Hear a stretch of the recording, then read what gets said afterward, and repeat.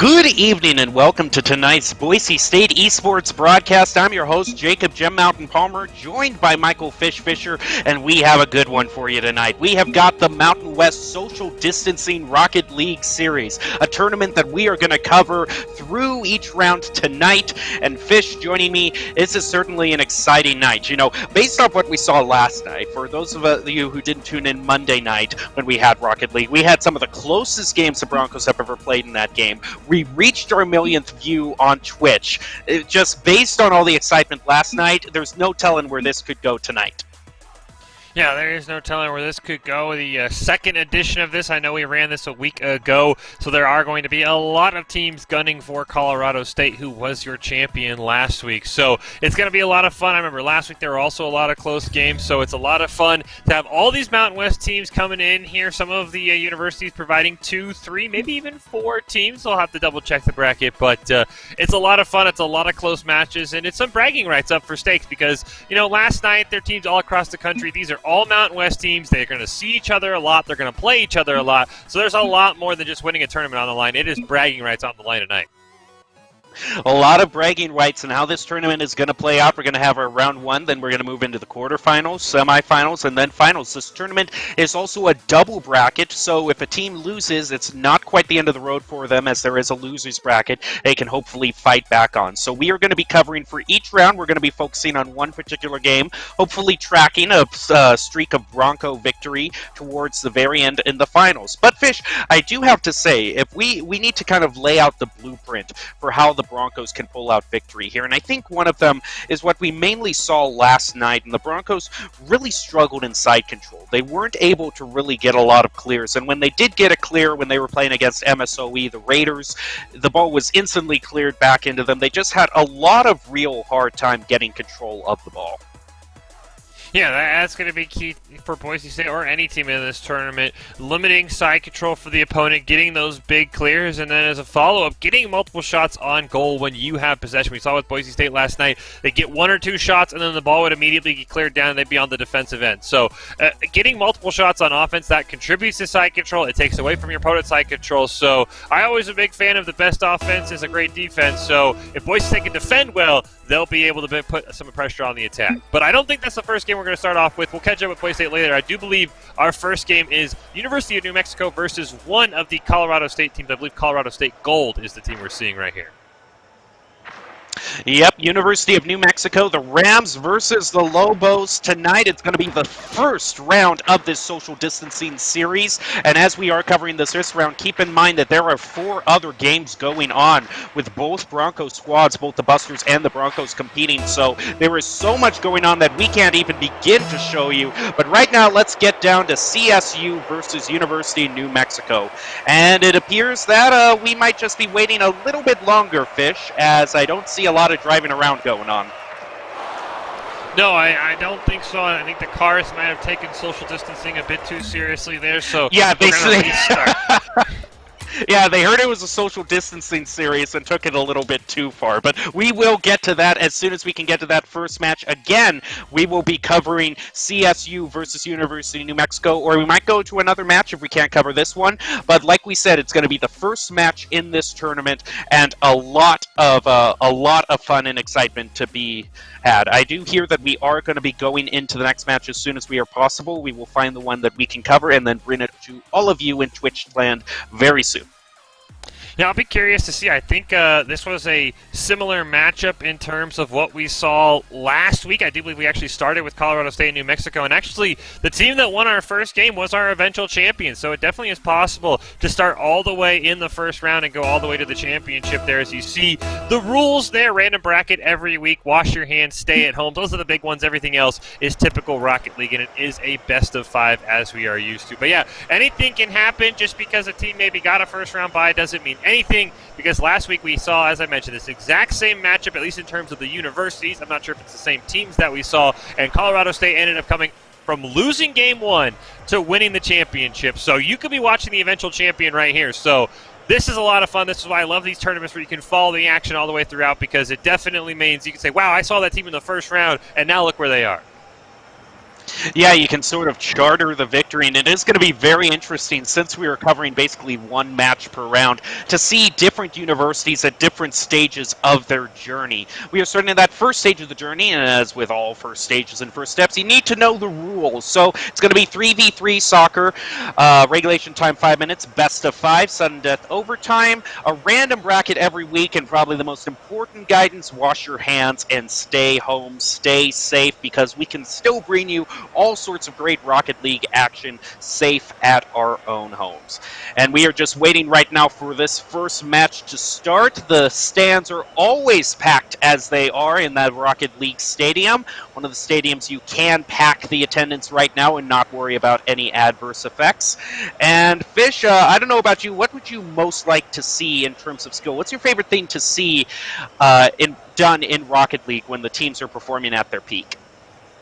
You know, I really do like the passing setups that we especially see from Boise State, and watching the give and go where, you know, somebody will pass it to a teammate who immediately plays it right back to that guy who's on a run down the field with full boost and puts it in the back of the net. We saw one of those last night. But yeah, those are my favorite kind of goals, just seeing how the passing sets up, because you can really see how these players are communicating. You can see how games are developing, because you can see the pass setup, and you can see that can even go right to that teammate, and he's going to put it in the back of the net well before it happens. So that's my favorite part of Rocket League. It's the teamwork, and it's the great passes that we see from time to time. That is my favorite part. But you also can't count out the goals off the initial 50-50. Sometimes you see another teammate stand behind the first one, cheat it out, and get a really quick goal off the initial contest, can put you into a lead, and it's only 5 seconds into the match. And sometimes we've seen teams use that goals later in the match when they're behind and they need to make up some goals. Some of those really wacky goals off the initial contest have allowed teams to score comebacks. You know, it's been the first of 3 goals that they've been able to score and push it into overtime. So you always got to watch out for like the first 10 seconds after that first 50-50. Yeah, anything crazy can happen on the kickoff. Teams can't just get too comfortable, especially if they score late, because it's going to give the other team a chance to have a crazy 10-second start. So yeah, 50-50s are also going to be very key, finding a way to corral them very quickly, even if it means letting the opponent win, which we've seen with Boise State, where the opponent wins, hits it down, and they already have a couple player right in perfect position to corral the ball and start dribbling upfield. So just because it goes to your half doesn't always mean that you have lost. As it looks like we are going to hop into this. It is going to be Mexico Black versus CSU Gold is the 50-50. Gonna go down to the Lobos. Looks like it's going to be there, corralled in the corner by Captain WRA, a player we saw last week, comes in. Now he's going to have a pass over to his teammate Fossilize, plays it around one, going to pop it up in the air, but Hidden going to be able to push that one away, going to carry it. Double commit there by his teammate who misses on that one. Looks like Little Decaf actually going to fall back as Fossilize gets a big clear down here. And the Lobos setting themselves up nicely. There's the centering pass, and WRA scores the first goal of this series. Yeah, that's a classic way you want to play it. You play it around the corner, also stealing some boosts, which is nice, and then just setting it up. And unfortunately, Broccoli looked like he was right there in the goal, but just stuttering a little bit as the ball shot right over him. That's going to put University of New Mexico into the early lead as the 50-50 is going to head a little bit toward Ram territory. Cleared out by Broccoli Boy. Fossilized up in the air trying to contest. Going to be pushed off to the side where Hidden is waiting. Going to center it, and a great save by Fossil is going to keep the Lobos in it. And now they want to try to find some sort of clear as Captain Cribs comes right in here. Isn't going to quite get the ball. It heads back up to where Hidden is going to try to clear it. Raw comes right in, setting it up for Fossil, and a great disrupt by CSU is going to push it back toward the Lobos' goal. A little Decaf going to dribble that in front of his net. Takes a great hop off the opposing Rand player. That's an open net if he has enough boost to redirect it, and he does. Little Decaf with a great counterattack is a little bit of a help that you'll see right there. Takes a careening bounce off a member of Colorado State, and just enough boost after getting that midfield full boost to drive it home for a 2-0 Lobo lead. Well, the Lobos are here to play, taking the Rams by the horns and coming out with a very forceful performance as we go on to this next 50-50. Broccoli Boy is going to push it toward the Lobos goal. Fossilized with a nice save there, pushing it off to the corner, but now Ken's in. Broccoli Boy actually drives around the ball, allowing Little Decaf to take control of it, dribble it up, but it's only going to get to the center of the field. Here comes Captain Cribs, now setting up for a goal off the right post, not going to find it. In comes Broccoli Boy, keeping the play alive. Off to Captain Cribs, not going to find it. Fossilized now goes into the corner. Needs to play it around the Rams here as he's going going up the field, dribbles it up, gets disrupted and pushed to the other side of the field. Now here comes Little Decaf. Look out for him, but Hidden is going to find it and be able to get the clear. So some good defense from the Rams. Not good enough, I would say, to stop those 2 goals, but they are managing to keep some sort of side control and not allow the Lobos to just keep it in their half of the field the whole game. Yeah, so we see a long shot on goal by Little Decaf. Going to go wide. He's going to play his own rebound, though. Broccoli Boy misplays on that, and who needs side control when all it takes is one touch on the enemy side to put it in the back of the net? Broccoli Boy just a little too low on that one. Big play by Little Decaf to read his own rebound. Now 3 goals and 3 minutes left. Now that's certainly enough time for Colorado State University to try to get some sort of goals. Normally want about 30 seconds, kind of comfortable to score each goal. So definitely some time for them to come back, but every second that ticks away, Lobos' victory looks more and more certain as Raw comes right in and centers it up for Fossil, who's going to push it towards the goal. Hidden is credited with the save. Little Decaf is going to get demo that might give the Rams just enough time to try to clear this up. And now here comes Hidden, dribbling up the field, is going to get demoed by Little Decaf, coming right back from his own demo, and is going to almost play to a goal. And yes, Little Decaf coming back with a vengeance just seconds after he was demoed, scoring the 4th goal for the Lobos. Yeah, that is a hat trick for Little Decaf. Puts it in the back of the net, but Raha made a great play there to get that ball bouncing up and down right in the net. Little Decaf just the beneficiary, 50-50. Gonna go down to the side of the Lobos. So a good job there by Broccoli Boy. Fossilize gonna come in, steal that ball away down in the corner. You see Little Decaf setting up. Captain Crip's gonna miss on it, but unfortunately nobody there for the Lobos as a clear comes out for Hidden. Gonna try and set it up. Great steal by Little Decaf in the midfield. Gonna try and pass it to his teammate. Fossilize puts it in the back of the net, and it is a 5-0 lead. Yeah, every single minute that passes, the Lobos seem to score 1 or 2 goals as they are on a great pace to winning this right now. CSU has to try to find it in them to stage some sort of comeback. They have been able to start some drives, but it's just their shots on goal and the defense from the Lobos hasn't allowed anything to materialize. And this is a dangerous situation there as Hidden rushed in to stop that open goal from being scored. And now Wah is going to come in, center it up. Broccoli Boy is raiding. Fossil comes to try to dunk it, but it's not going to work. The Rams are able to push it up, and that would have been a great opportunity there from my eyes from Hidden. But he definitely had some boost, but instead he kind of steered right, and unfortunate because that looked to me like a great opportunity to score a goal there. Broccoli Boy getting a save, but a very dangerous one at that. The ball bounces off the top bar, and now he comes back in toward the corner trying to save it. Here comes Captain Crip running up alongside him. Little Decaf getting the clear back into Rams territory, and each second coming on, this is starting to get into a desperate situation for the Rams a bit.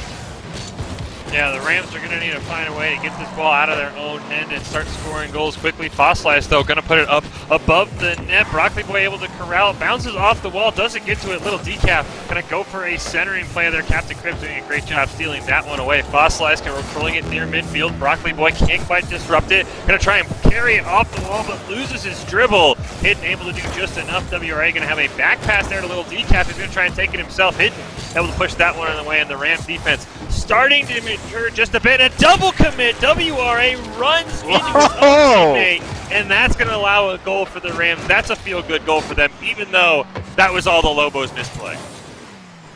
Yeah, that was definitely a misplay from them. The double commit that didn't work out left the goal completely wide open. Unfortunately for the Rams, it might just be a little bit of solace for them as they have not much time at all to score 4 goals. They basically have to score 1 goal every 10 seconds. And with Little Decaf almost scoring a goal there, that would have certainly been the last nail in the coffin. And Fossilize is going to try to push that nail in yet again, but isn't going to find it. But all of this time on the Rams side of the field is bleeding away. And now they only have 30 seconds to try to get something to come together. And every second that ticks away, you know that the Lobos are perfectly happy just ticking the clock down towards their victory. 13 seconds left, 4 goals needed for the Rams, and I just don't see it at this point. 10 seconds left. You can see Hidden tries to get the clear. Little Decaf rounds it. Ball is up the side of the field. Fossilize is going to have control. The ball needs to hit the ground for it to end, and they are playing a little bit of juggling right now. Not going to let it hit the ground for both teams. Maybe they just want to show off. I'm not that certain what both teams are doing right here, but this match is most certainly over, and there you go. The Lobos taking the first win of that series. This is a best of 5, and you are watching the first round of the Mountain West Social Distancing Series for Rocket League. The Rams versus the Lobos are what we are covering right now, and Fish, what an amazing performance by University of New Mexico. Yeah, the Lobos doing a spectacular job. Two of the players on the team that we saw last week in our first game trying to avenge their loss to the Rams in the first social distancing tournament, and they did a spectacular job there, especially a huge shout out to little Decaf having his own hat trick there. He had 6 shots on his own. I mean, that's just incredible. I mean, Colorado State, they couldn't clear the ball away. They couldn't get to maintain pressure on the goal. That was all side control for New Mexico, and just a really good job by the Lobos winning that first game. But I will say, last time we saw these two teams play last week, the Lobos did win game 1, and the Rams went on to win the next 3. So it's not just over after an early 5-1 victory. Yeah, sometimes it just is a matter of taking one round to kind of scout out the other team, see what their strengths are, try to devise some sort of counter strategy. So you can't count the Rams out just yet, especially if, like you said, they actually won this matchup last week. But the Lobos certainly coming out with something to prove. I got to say, the thing I liked about that, Fish, is you saw the passes and the setups for them so good. Raw was one of the teammates that just was able to play it around the corner, center it up, and then you saw little Decaf and you saw all of them just playing it toward each other, setting it up, and the ball just goes in. So, and Fossilized, that's who I'm thinking of right now. Little Decaf and Fossilized with the setups for Raw, and you can't beat a team like that. But Captain Chris can try to do something like that. Broccoli comes in, doesn't quite get what he wants, and now the Fossilized needs to find his clear to try to get a goal for the Lobos. Yeah, Fossilized going to carry it around one. A miss in the air as well by Hidden. And Fossilized, just a great play there. He's going to pop it over Captain Cribs, and then that ball just floats into the back of the net. You can't draw it up much better than that. Yep, up and in the corner, hard to save from, but a great goal for the Lobos, who seem to be starting off where they last time, especially with a cheat like that from Little Decaf, but Hidden is going to come right in and push it off to the side, but Fossilized still wants to try to get some sort of goal going. He is going to pass it to the center where Little Decaf is waiting, goes back into the corner. Look out for the shot from Raw here, off the crossbar, not quite going to find it.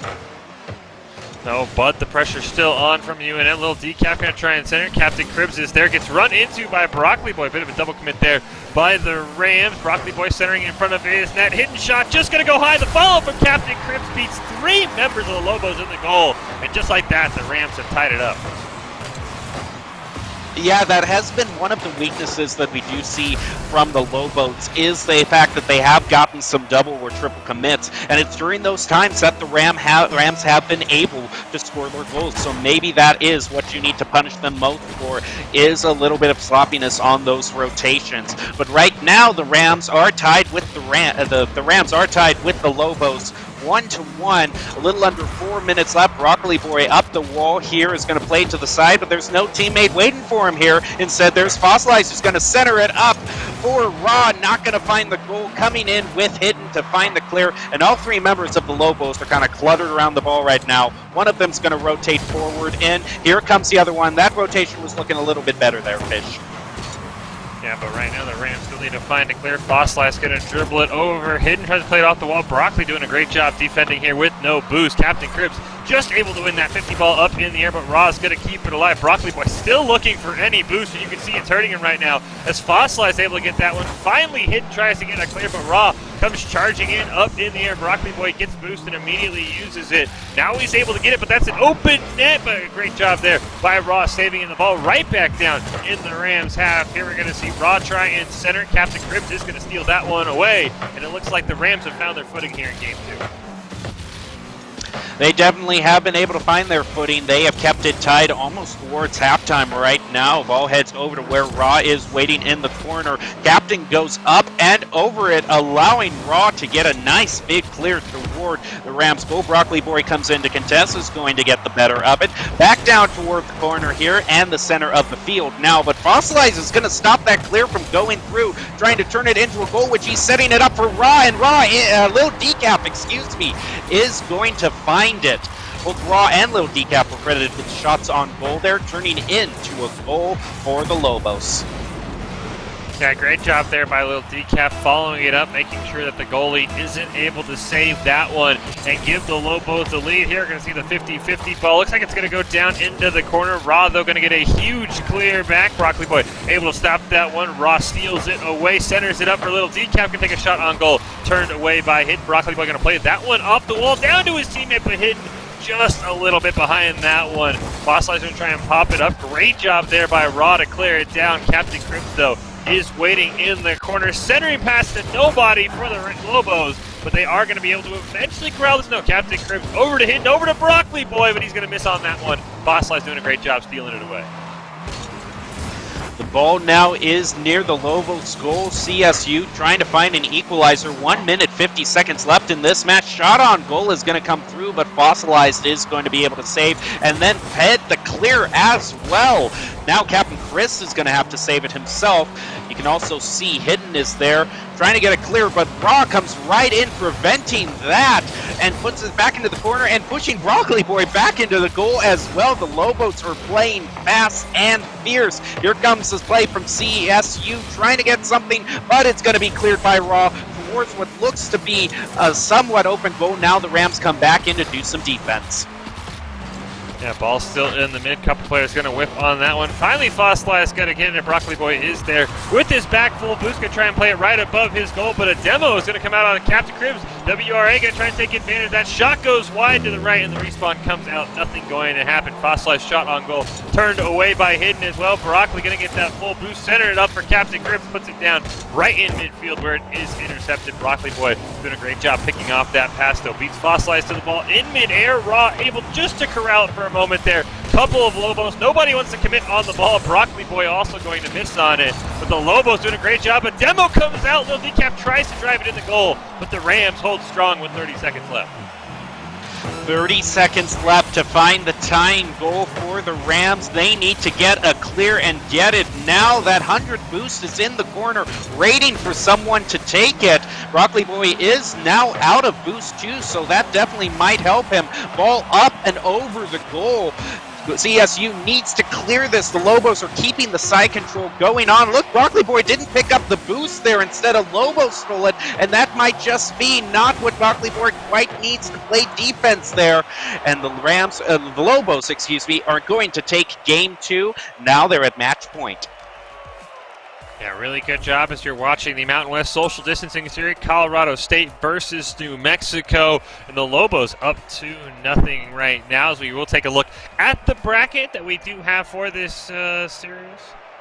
Going to be interesting to see here. As you can see, this bracket, a couple teams getting some buys into the next round, and I'm definitely excited for this. The winner of this game is in your top left corner. They will be playing San Jose State. I saw Didi in the chat, very excited to play the winner of this one, but I'm excited for this bracket. The bottom left corner, I'm curious to see that that quarterfinal if that does materialize between the two Boise State squads. That would be a fun game to see. But right now, New Mexico proving they're a force to be reckoned with. A week of improvement from the Lobos, winning 2 games against the Rams. And they were just spectacular in that game. Shout out to Colorado State, though. They figured it out, but it really still felt like one of those games where the Lobos really dominated. They just didn't get as many goals as they had in the first game. But definite improvement from the Rams and only keeping them 2 goals. That was a much closer game. Problem is, I do think the Lobos were able to keep side control going for basically the last minute. And when CSU definitely needed to get some sort of clear, they weren't. I did see sometimes Broccoli not having any boost, so I do have to wonder if boost management was also an issue for the Rams as well. But they did improve in that last game, but they got to find something to pull it all together because they can't rely on the Lobos just making a double commit mistake for all of their goals. They have to take it into their own hands, get some big clears, turn that into side control, and then pass it off to each other, set it up for each other so you can start getting some goals.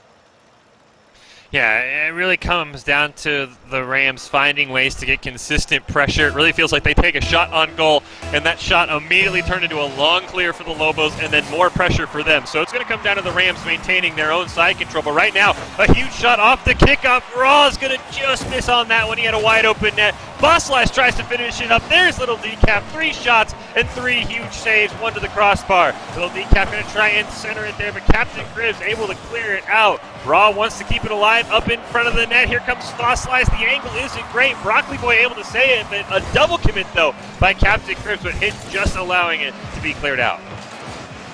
Yeah, not only a double commit there, but there was a point where all 3 Rams were in the goal area, and the die control definitely being much more clear for the Lobos right now, turning into a goal from Fossilize set up by Raw.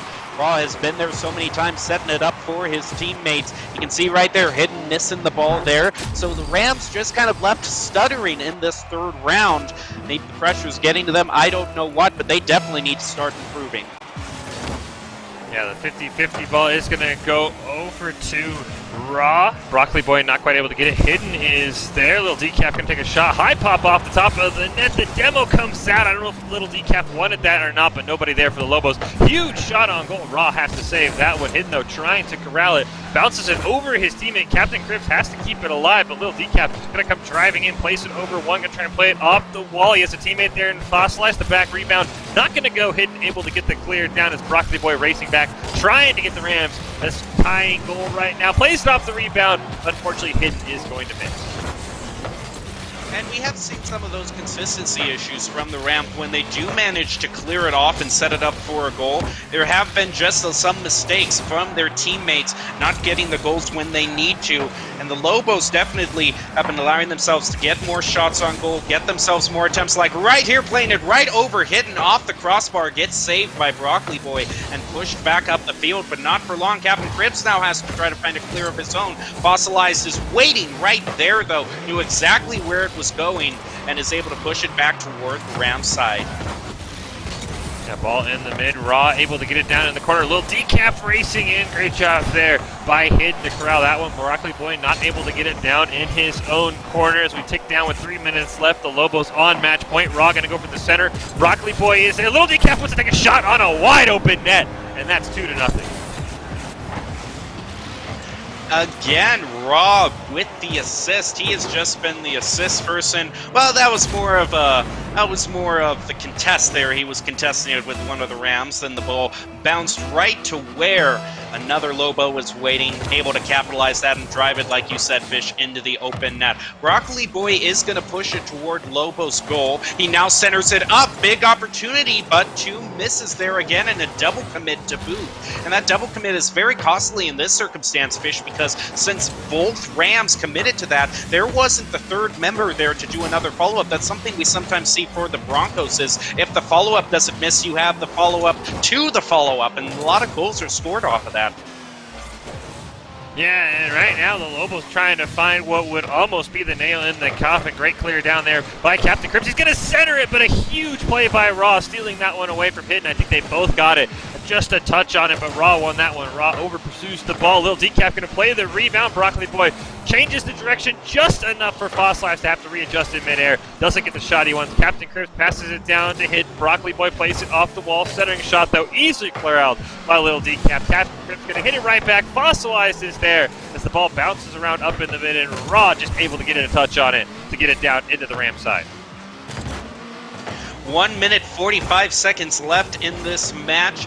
Lobos are keeping it in the center of the field. Now the Rams come in, trying to center it around the corner, but in comes Raw. Captain Cribs comes in, dunks it over him, but look out for Fossilize is going to pick that up. Pop it right over Broccoli Boy, and Little Decap picks up the slack. That is some great teamwork. He pushes it up, and look at these rotations from the Lobos. Well, that was so good during those last few seconds, which allowed them to get that clear and maybe set it up for a goal here. Captain Cribs came in. That was a wide open goal, pushed off to the side. But Little Decaf is now going to find the goal he's looking for, making it 3-0. Yeah, you can see there that's a double commit and a respawn on the Rams side, so nobody's back in the goal, nobody's up in the air trying to play Little Decaf, and that might be what does it for the Lobos. There's still a minute left, but right now the Rams have not been able to find much offense in this game. 50-50 goes around Captain Crib to play it off the wall. Immediately gets stolen and centered down by Fossilized. Huge clear above the net of the Lobos. The follow-up shot's going to go in, and Hidden says we're not done yet. He's going to make it a 2-goal game with a minute left. Yeah, definitely a goal to celebrate, but look at that. Another double commit by Hidden and Captain Cribs. Now, obviously, you got to be happy about that goal, but that is something to improve, and that's the second double commit we've seen this round on offense. And Captain Cribs, it would have been better for him to kind of hang back so that if Hidden shot had missed, he would have been there to do the follow-up. So maybe something for the Rams to improve on. They have been able to mount a lot more offense. They're getting another shot on goal, which Fossil saves and then clears back over toward Ram territory. Now the Rams need to find a clear of their own, and that's a big one. Back into the orange half of the field. 37 seconds left. They need 2 goals. And they're going to find it with Hidden miss again, scoring his second goal, Fish. I don't think you can count the Rams out just yet. They have some fight still left in them. Yeah, for how prolific a goal scorer he's been, Little Decaf unfortunately just missed on that one in the corner, allowed Hidden to corral it once again. And to get the Rams back in this game, Hidden going to get this 50-50 ball, trying to dribble it down. Little Decaf able to connect on that one. Captain Cribs keeps it alive though. Big clear down from Fossilized. Little Decaf can't quite intercept it. Great job by Broccoli Boy hitting him up in the air. Raw going to take a shot on goal. That one's to the left. Hidden now trying to fight it out of his own half. Shot on goal by Fossilized, just turned away by Broccoli Boy. But the huge follow-up by Little Decaf, and he's going to get it back to a 2-goal game. That might just do it. The straw that broke the camel's back that allowed the Lobos to win this. And just a little bit of icing on the cake for Little Decaf. That is a hat trick for him. Yeah, that is his second hat trick of the series. So he's doing a really good job on the offensive. And 8 seconds left. Nearly another goal scored on the Rams there. Little Decaf maybe going to try and add to his total. Good job by Broccoli Boy to turn that one away. And as the time hits 0, maybe they can get a feel-good goal to go in. But right now it does look like the Rams are going to be eliminated once this ball touches the ground. We are just waiting for it to end. As it does, the Lobos taking the first round are going to move on to the next stage in this Mountain West social distancing series, going up against San Jose State. The Lobos versus the Spartans is going to be one of the matches to cover in round 2. But we also have to wonder what's going on in the other areas of the bracket. The Busters, we have just heard that the Busters, one of the Bronco squads, have just advanced in their series. So one of the Bronco teams moving on to the second round as well. You can see an update here. You can see, yes, University of New Mexico's Silver is going up against San Jose State. The Busters have moved on. On the other side of the bracket, we see Utah State is going up against another CSU team, and Wyoming is going up against CSU Green. So even though one of the CSU squads fell, CSU, the Rams, still have a lot of representation. Yeah, the Rams definitely have come to play in this tournament. I know last time they got 4 teams into the quarterfinals. Yeah, I will be curious, as you mentioned, to see what happens between the Broncos and the other University of Wyoming team, the only first-round game we still have playing, because, my goodness, to have basically an in-house scrimmage with bragging rights to advance to the semifinals on the line between the Busters and the Broncos would be one to watch. But I'm definitely excited to see whatever game we're going to highlight next. UNM Silver performing very, very well, and I'm guessing this has to be one of the 2 Ram teams that was our champions last time still alive in the bracket, because they were a force to be reckoned with. But one thing I do have to point out in the first round is that UNLV is out. Both of their squads losing in that first round. UNLV certainly a great rival to Boise State, and the Busters certainly were able to pull out a victory against them. So in terms of overall university of representation, UNLV, the first one's out.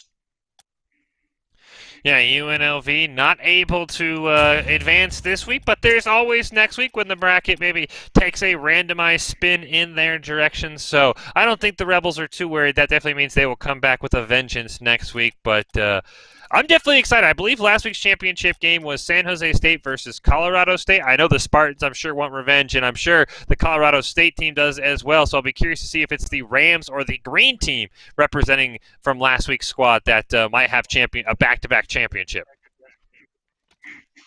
Well, you are watching this Mountain West social distancing series. We have just covered the match in the first round of University of New Mexico versus Colorado State University. The Lobos moving on to the second round to face off against the Spartans. It will be interesting to see how that one turns out if we choose to cover it, because there are so many matches going on right now as we move on into the quarterfinal stages. And we can't count anyone quite out yet, even if they lose, because remember, we also have a loser's bracket going on right now. So even if a team is knocked out, there still is some pride to be fought for in trying to fight your way back a little bit, but come back to stage.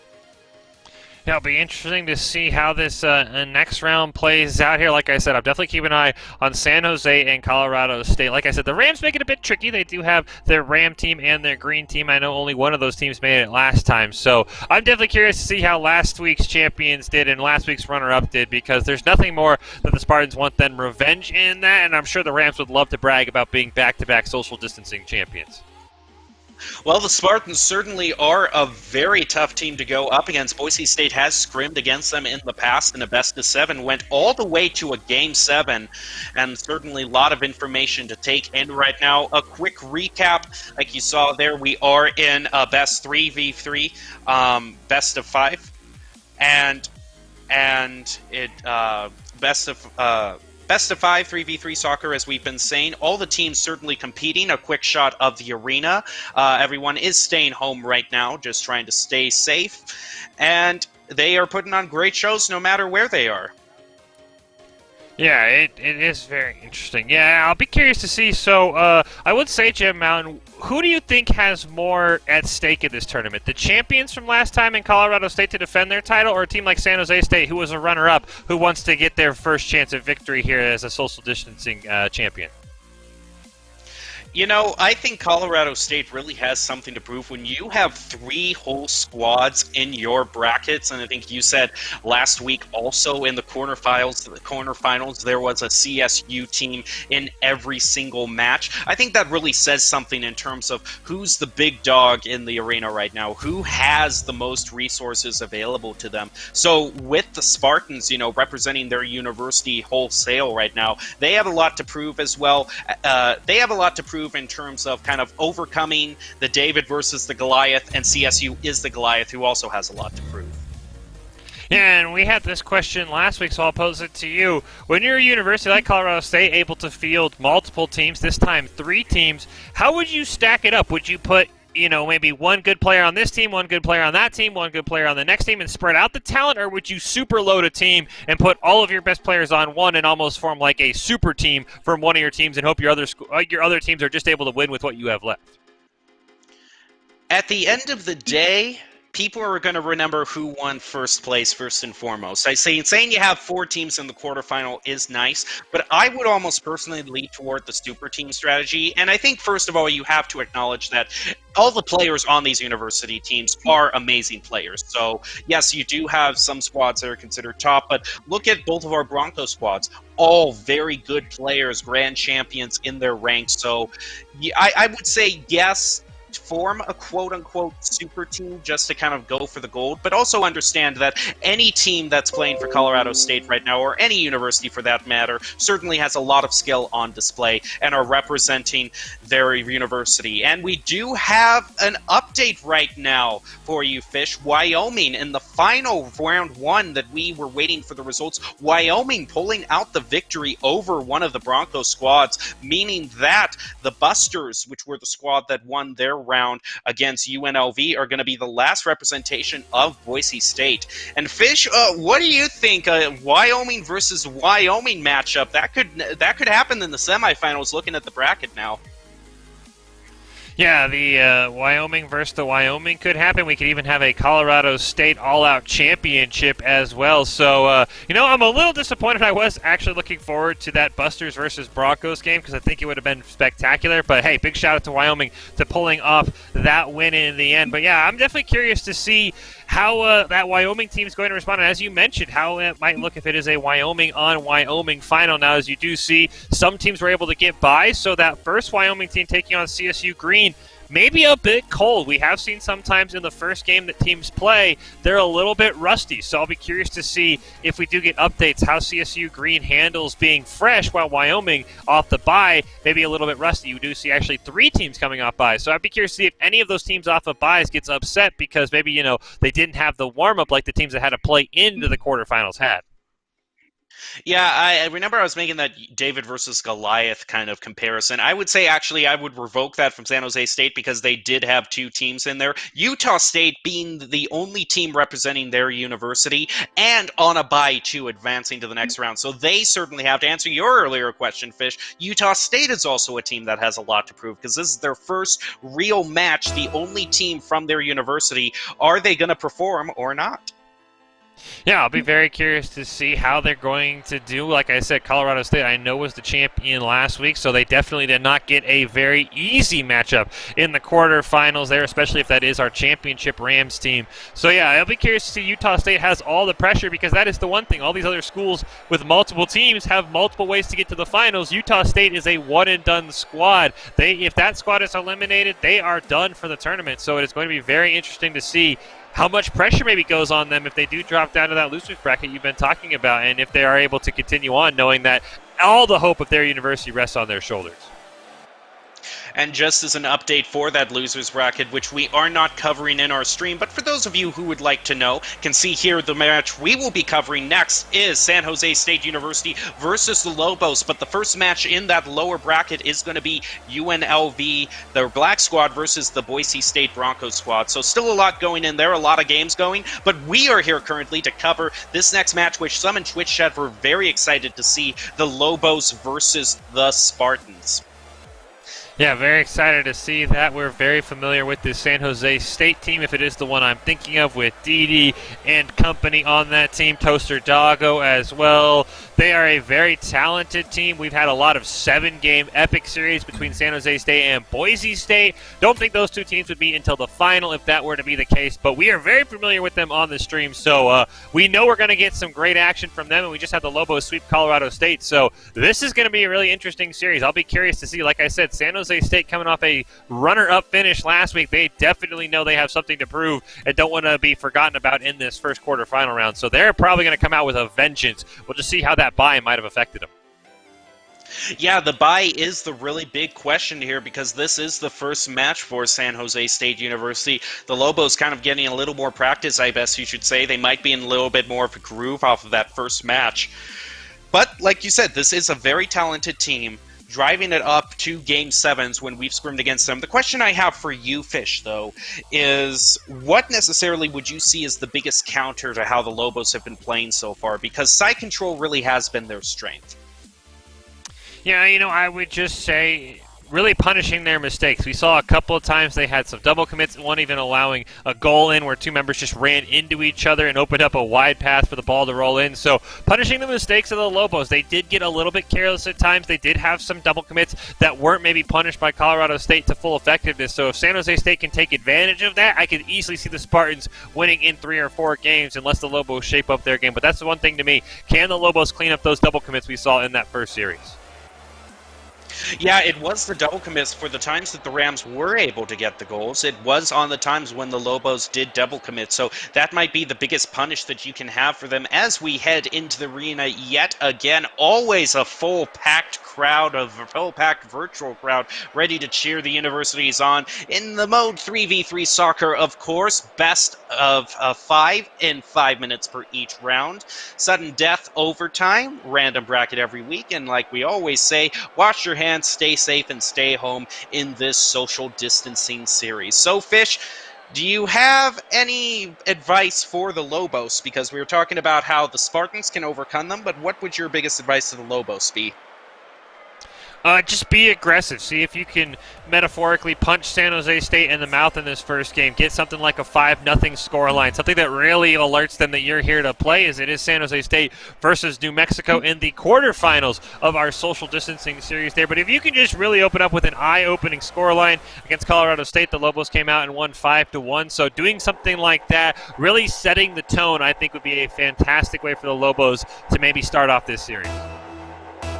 And here we go. This is round 2 in the Mountain West Social Distancing Series. The Lobos versus the Spartans. Toaster Doggo is going to get the better of that 50-50, pushing it into Lobos territory, but a nice clear there from Fossil is going to be returned, and I can tell immediately, Fish, we are in for a good match based on neither team wanting to give up side control. Fossil now tries to set it up. Toaster Doggo coming in with a great pass back toward Lobo territory. There's going to be a lot of back and forth this round. Yeah, Fossil is unfortunately going to miss on that one. Didi is there, Raw, able to play it around Toaster Doggo. Wants to try and play it off the ceiling. Does that just to his teammate. A bit of a brief double commit there. Fossilize went up for it as well. Toaster Doggo going to put a shot on goal high off the crossbar, bouncing in front of the Lobos net. Didi going to follow it up, steals it right away from Fossilize, and the Spartans going to open up with the scoring in game 1. Yeah, almost a statement. Yeah, we had a bye in the first round, but there was a reason we were granted that bye, because we can score goals like that. Didi coming in there, putting San Jose State into the first round. Or in terms of the buys, which I hear are random, is certainly not affecting San Jose State right now. So there's a reason you can't count them out. Buy or not, they are showing a lot of great play, especially like we were talking about earlier, Fish. They have done such a better job on the side control and not letting the Lobos play out the same situation that we saw in round 1. Yeah, the Spartans have done a great job there. To see each Johnny going to keep that ball alive. Fossilize actually going to bounce over that boost, finally able to get it. Ball still bouncing around in the mid. Little Decaf finally able to corral it. Didi able to pull it away from him. One man left to beat. Fossilize able to keep it alive. Shot on goal, just going to go to the right. Toaster Doggo there anyway. Fossilize still in the corner. It's Johnny, plays it around him. Has a member in front, actually going to pop it up, taken out by Little Decaf, and Raw going to push it right back down to Didi. Very back and forth in these early minutes after that first goal. It is in the center of the field right now, off to the side. Didi is going to be beaten to the ball by Little Decaf. Spartans still trying to find some sort of clear, going back and forth in the center. Little Decaf now, it is pushed back yet again by the Spartans. Neither team really able, but this might be the push they needed. It's Johnny is right where you need him with that save. Now the pass over. He is going to now go up the field, up the wall to set it up for his teammates. And actually, no, he just scored the goal himself. Look at that angle, Fish. Yeah, really just a great job by It's Johnny. Plays it around Raw. Perfect read on his own rebound as well. Able to put that one home and increase the Spartans' lead to 2-0 here. We'll see if the Lobos can manage some good side control in the second half of this game as Raw able to get that 50-50, pushes it over to his teammate. Toaster Doggo, though, is there. Fossilize plays it off the wall, tries to center it up for Raw. It's Johnny, though, going to make a huge save. Didi able to push it down. Fossilize goes up. Neither him nor H. Johnny able to get to that ball. Toaster Doggo going to land with that clear. Raw waiting for it. Elevates. Able to push it right back. Fossilized is there just a bit short on that one. And now it's a 3-on-1 as the ball creams down into the corner. Toaster Doggo going to go up. It's Johnny went into the goal and a huge demo onto Didi. Going to save the Lobos for potentially a third goal. But University of New Mexico definitely needing to play a lot more defense this round. Little Decaf going to be credited with the save there. Raw is just kind of doing loops around this ball as It's Johnny comes right in, keeping it solidly in Lobos territory. And it looks like a double commit there as well from the Lobos, which San Jose is punishing them severely for. It's Johnny getting the third goal of game 1. Yeah, unfortunately there, I don't know what that was, a rotational error or what, but when Raw committed for Didi coming in, almost in a similar way to Itch Johnny scored the second goal, there was no one in the goal to stop Itch Johnny from scoring. 50-50 ball going to pop up. Didi cheats it out, but Little Decaf forced to make a huge save after getting boost. Fossilize now in the corner, tries to dribble it up. Toaster Doggo reads that perfectly, but Raw just sneaks it around Itch Johnny. Didi wants to put it on goal. Little Decaf pops it up. Demo comes out, but the ball creams over to the side. Gonna see Toaster Doggo beat Raw to that one. Fossilized there. A double commit once again from the Lobos. We talked about it. Something that's been punished quite often by the Spartans. We'll see what Didi can do here. He dribbles it in, but Raw gonna make a huge save there to keep it a 3-0 game. In comes Raw, pushing it towards San Jose's goal, and a great lap saved there by Didi is going to push it off to the side. Now it's Johnny and Didi going up the field. Wow, Toaster Doggo hangs back a little bit. That is going to prove crucial as the ball is right above their goal. In comes Little Decaf to get the first goal for the Lobos, keeping them in the game with 1 minute 7 seconds left. Yeah, as you can see there, we talked about double commits. A double commit on that ball. Toaster Doggo tried to chase down Fossilized, just does enough to get it to his teammate Little Decaf and maybe get the Lobos with a chance to tie this one up. We always talk about 30 seconds to goal, where there is just enough time for New Mexico. Didi comes flying in, gonna miss that one. It's Johnny gonna put it down. Little Decaf able to beat Toaster Doggo. Clear the ball all the way back down to Fossilized. Sets up a centering attempt. Raw with the shot. Way to the right. It's Johnny able to save a Little Decaf, keeping the pressure up. Can't quite play his own rebound. Toaster Doggo able to clear it out towards midfield. As Raw keeps it alive, bounces off the crossbar. But what a play! Out boosts the goalie to make it 3-2. That is an amazing play, playing it around two members of the Spartans, and then it's Johnny the third taking on all of them. That's going to be Ray, scoring the goal there. What an amazing goal by him. He's going to put the Lobos right back in the running. It's Johnny, pushes it over to the side where Ray is waiting. He picks up the boost, now looking to get a clear, which he is going to, playing it around both charges up the field, and is able to get it to it in time to the ball. Still has momentum to keep heading towards the orange goal. Yeah, ball going to go all the way across. It's Johnny going to grab it off the wall, dribbling it in mid-air, plays it around way. Little Decaf tries to steal it away. Great job by Didi, though, to put that up in the air. That's an open net, but no rotation available for the Spartans. Little Decaf able to corral it. 8 seconds left. Now the Lobos trying to tie this game up. A huge double command, but no one's able to punish. Toaster Doggo up in the air. Didi able to clear it away from it, charging in Fossilized. Little Decaf not able to keep it alive, and my goodness, the Spartans almost threw that game away, but they're able to hold on and take the first game of this quarterfinal social distancing series against New Mexico 3-2. Oh man, the Spartans nearly choked that away at the end in front of their own goal. That had to be nearly a disaster. Nearly a disaster, and really it would have been a shame because it almost sells the Spartans short for how good a job they did in that match. Their side control was immaculate. They had such great rotations, and you really have to hand it to Ray, because he was one of the Lobos who kind of picked up his team and said, let's get back in this. I'm going to play it around all three Spartans to score my own goal. So you definitely can't count any of their teams out. Still, at the end of the day, a 3-2 match. Very close, very competitive, and there's no telling where it could go from here. Yeah, I think that was a great job by San Jose State. They thoroughly dominated the first 4 minutes of this match. There's no other way to put it. The problem is that last minute was completely hectic. As you mentioned, Ray gets the second goal, and with 3 seconds left, this really awkward double commit. They both sort of stopped in front of the ball. The Lobos just couldn't quite punish it. So for San Jose State, they definitely have to feel like they can control this series. They just need to make sure they carry a complete game, not just a 4-minute game, because as we've seen in the rules, it says 5 minutes San Jose State. They just need to make sure they're able to pull that off. Looks like maybe not everybody disconnected there as that ball rolls in. So yeah, we will reset that one there. But as I was saying, San Jose State, they've got to feel confident. I would say they definitely were the clear winners of that. But you got to play a full 5 minutes, Jim Mountain. The game doesn't stop at 4 minutes. And teams, sometimes we've seen a lot of teams be able to take a loss in round one and only then come back. It's this time between matches which is so crucial for you to look back over how the game went.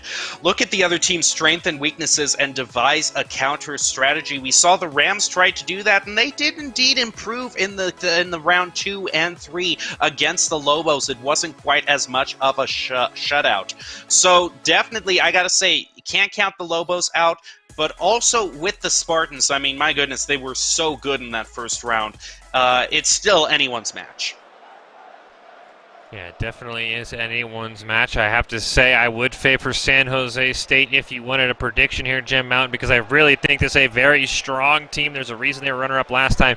And like I said, they were all over the place in those first 4 minutes, setting up opportunities for themselves. Amazing solo play by It's Johnny as well for a huge goal. So that's a team to be reckoned with. New Mexico is going to have their work cut out from. They have got to cut down on those double commits the Lobos do, because they cost themselves quite a few times. So if they clean up those double commits, we should have a game on our hands hands here, but if they continue to make those, I would not be surprised if the Spartans thoroughly punish them here in Game 2. And that's a really good thing to point out, Fish, is what kept the Spartans in the lead. It was consistent, great team play from everybody, having great rotations, keeping up the side control. What kept New Mexico in the running? Some very great plays, but from basically one member of their team, which was Ray. So I have to say, if I had to choose each team or the position I would rather be in, I would rather be in the position where good, consistent performance is what's getting me ahead in the game, not relying on kind of these flash-in-the-pan plays. You're looking again at every matchup in round 2. We are highlighting the San Jose State versus University of New Mexico, but we also have Boise State versus Wyoming, Utah State versus Colorado State, and Wyoming versus another Colorado State squad as well. Yeah, definitely a lot of good Rocket League ahead of us here in this Mountain West social distancing series. As you can see there, nobody in the arena as we all remain properly social distance as we are looking in at the quarterfinal game between San Jose State and New Mexico. The Spartans a 3-2 winner in Game 1 in that best-of-5 series. Both Jim Mountain and I seem to be in agreement that the Spartans are the side we would much rather be on, but the Lobos definitely proved in the first game we saw on the stream today that they definitely have the ability to come back there. So I'm definitely excited to see how everything plays out. I'm keeping my eye on the Rams in this bracket. That is Colorado State. They were our champions last time over the same San Jose State team. So I'm definitely curious because when you have these repeat tournaments and it's the same teams and we just sort of randomize who's playing who, I like to follow the champion because there's every eye is on them, a lot of pressure on them as we hop into this next game. Ray going to get that 50-50 ball, push it all the way down. It's Johnny, can't quite get it. Fossilize might have an opportunity here. Loses his dribble, though, off the wall. Toaster Doggo able to recover just a bit. Him and Ray both going to win. Toaster Doggo pushes away just enough for a little decap for It's Johnny to corral it down in his own corner.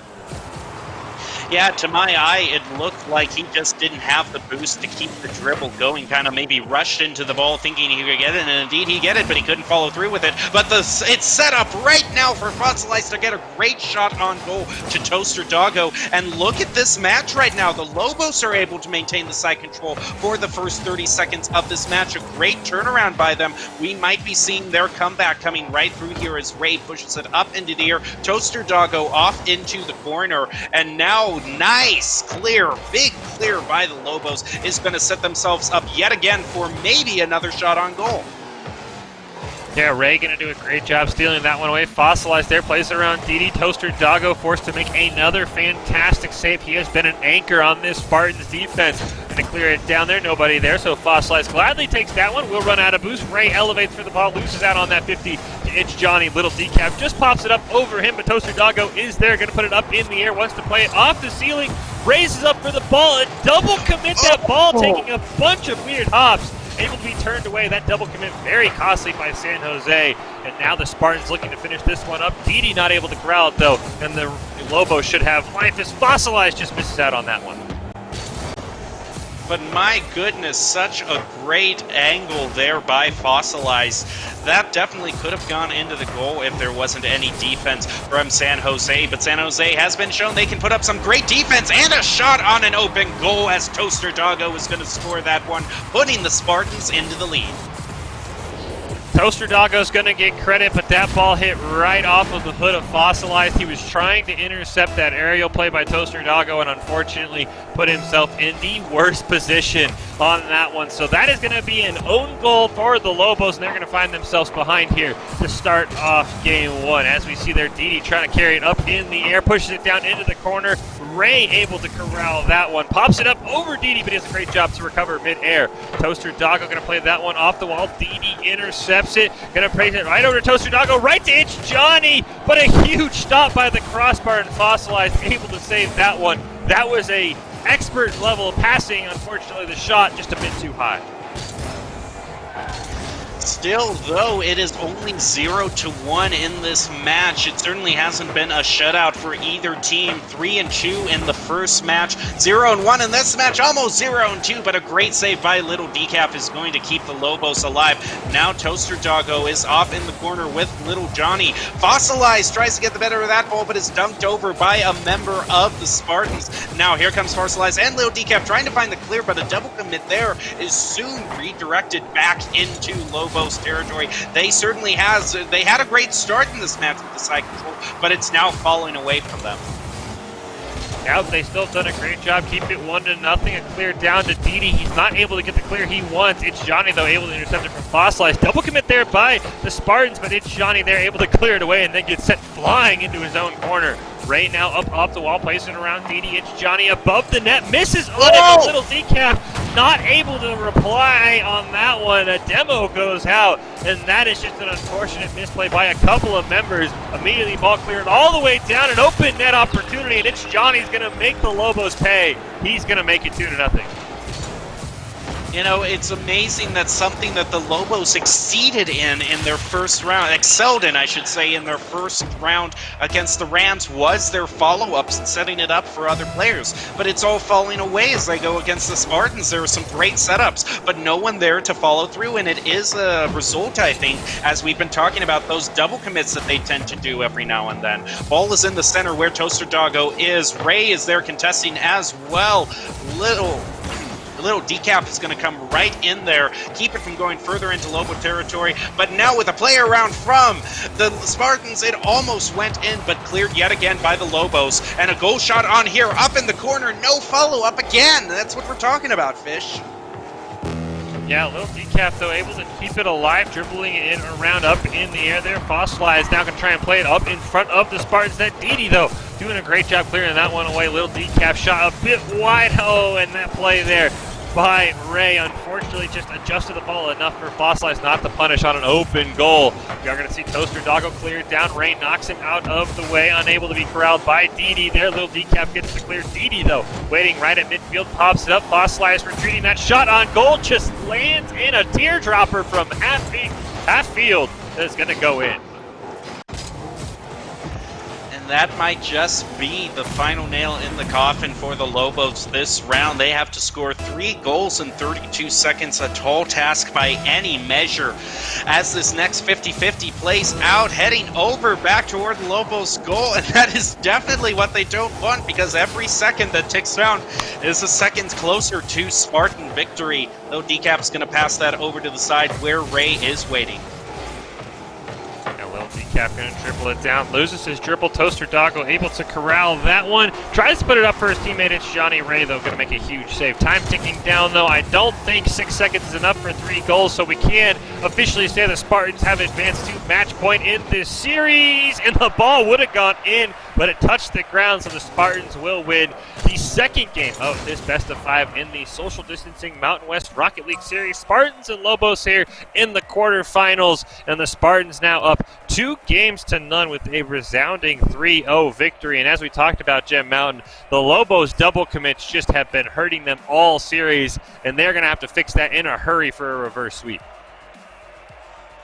Yep, we can see we have a bracket update, and one of the semifinal games, the quarterfinal games, I should say, or whatever final games that it is going to be 2 CSU teams going against each other. So CSU definitely having a great showing thus far. But what we are watching right now is San Jose State versus University of New Mexico, which if the Spartans do move on, it's a question of who they play. Do they play Boise State or Wyoming? We're just going to have to wait a little bit longer to find out. But for you Rams fans, there's definitely a lot to cheer of on that side of the bracket. Yeah, Colorado State definitely show they came to play here with already half of the semifinal filled out, and it is half a CSU final. Now, I'm sure Ram fans may be a bit disappointed their teams ended up on both sides of our randomized bracket there, but hey, you know what? There is bragging rights and pride on the line in that one, so that will be a lot of fun. But as you mentioned, we still have some games here going. Yeah, when you play in a bunch of teams, 3 or 4 teams, you're going to have to play yourself, so you know what? Sometimes that happens, but hey, big shout out to having half the semifinal, as we'll see if the Spartans can join them here. They are on match point as we kick this off to Game 3. Toaster Doggo with nearly a spectacular goal in the opening seconds, able to be saved by Fossilize, who then puts it up in front of the Spartans net, nobody there. So it's Johnny able to corral it, just beating Ray out to the ball. Tries to play it off the ceiling, can he dribble it in? Toaster Doggo redirects it, Didi elevates on it. Huge save though by Little Decaf. Keeps it at a 0-0 game.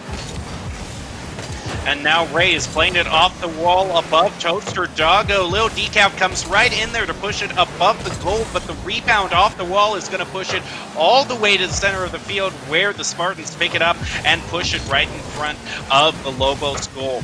Ray now looking for a clear. Didi pushing it to the center. No follow-up going to come through. So Fossilized gets the chance for the clear, which he might find, but not for It's Johnny, who almost gets the goal off the left post from midfield. My goodness, Fish. Yeah, I will say, this Lobos defense has been spectacular to keep these score lines as close as they have been. It's Johnny going to lose his dribble. Ray just able to stop it. Didi going to go up. He's going to try and elevate shot, plays it off the top. Can't get his own rebound, though, but Toaster Doggo is there, and he's going to put it in the back of the net, and the Spartans lead this game 3. Lobos haven't found themselves in the lead at all this second round. Played right over Little Decaf, off the ground, up above him, and into the goal. 3 minutes, 49 seconds left in this match. 50-50 heading over toward Lobos, but it quickly gets pushed back over to the goal. Look out for Fossilized in the air. Gets beaten to the ball by Little Johnny, and now Little Decaf is demoed, followed by Ray, Toaster Doggo, and Didi out for blood as they are going to continue their forceful performance in this match. Yeah, Fossilized able to make a huge save there. Toaster Doggo keeps it alive. Didi is going to pop it over one. So Ray able to push that one away. Little Decaf going to pass it over to Ray. It's Johnny is there contesting it in the corner there. Toaster Doggo just able to clear it away. It's Johnny not able to get it. Little Decaf able to keep it alive. Little Decaf pops it up, playing it off the ceiling. Nobody there, though, for the fall. Toaster Doggo easily able to corral that one. Has some blockers in front. Stolen away, though, by Ray. Didi not able to get it. Little Decaf puts a shot on goal.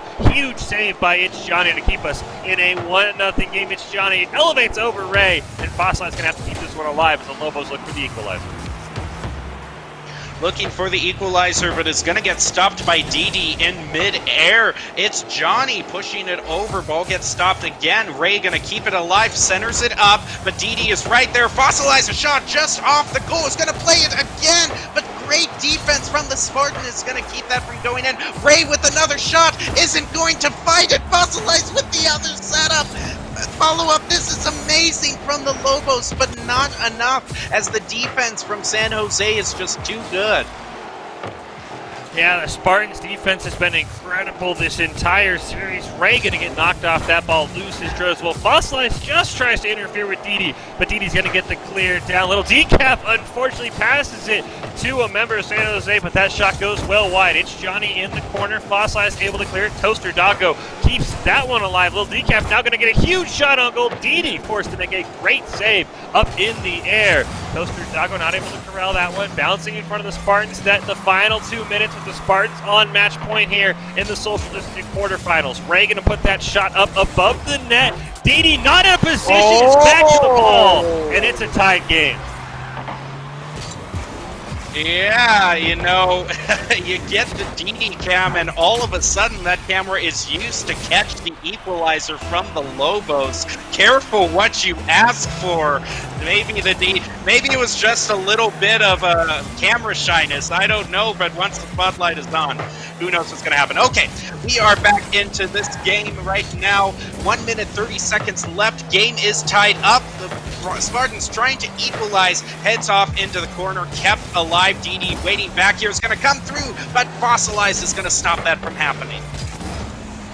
Toaster Doggo going to keep it alive. Ray able to get a clear ball. Kareem's off of it. Lead Toaster Doggo all the way down into his own corner. It's Johnny there. Plays it off the ceiling with Fossilized. Didi once again going to miss on that ball. Unfortunately, the camera proving to be maybe a bit too much. Ray tries to get a centering shot. Little Decaf can't corral it. Didi now going to pass it over to It's Johnny. Bit of a hesitation and a big boom in the corner. And Ray's going to keep the Lobos alive here as we tick down under a minute. Either team looking for the go-ahead goal here. Ooh, and Didi came right in there trying to push it in, but didn't quite get it. Fossilized, credited with the goal there. Now here comes Didi yet again. Look out for this shot on goal coming through. It is going to go right in front of the goal. Is there a Spartan there to follow it up? Toaster Doggo misses, allowing It's Johnny to only push it toward the corner. Missed opportunity there, and a chance for the Lobos to clear it yet again. Yeah, see if the Lobos can capitalize on that missed opportunity. Fossilized going to set it up for Ray. He's going to put a shot on goal. Toaster Doggo, though, he's been spectacular all series. Makes another excellent save. Didi going to go up for the ball, pushes it down over onto the Lobos side. Fossilized pops it right back, right above the goal. The ball! Oh! What a shot by Little Decaf. Who cares about double commits when it gives you what could be a game winner? Oh my goodness. I don't know if you could say that's snatching victory from the jaws of defeat as much as you can say from the jaws of a double commit. As we get into this next round right here, maybe a goal can be scored against San Jose yet again, but now University New Mexico is going to make a match of this, pushing it towards a Game 4, and you are watching round 2 of the Mountain West Social Distancing Series, the Lobos versus the Spartans, and what is turning into be quite an exciting match.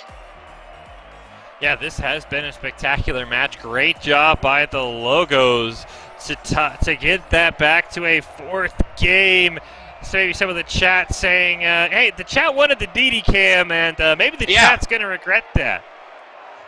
Yeah, I mean, you asked for it, and it was right at that exact moment where the Lobos staged their comeback. So maybe a look, think of what you wish for. Be careful what you wish for, I should say, because they're going to stick to their guns and say the DD cam. Maybe the Lobos are also cheering for the DD cam as well, as saying yes, please stick on that cam. But whoever wins this game is going to be moving on to the next round, playing against the Boise State Busters. So a really formidable team to go up against Boise State. It would be interesting to see if the Spartans go up against them, because we have played them so many times before, but we've also played University of New Mexico a good amount of times as well. But whoever wins that game is going to be going on to play Colorado State in the finals.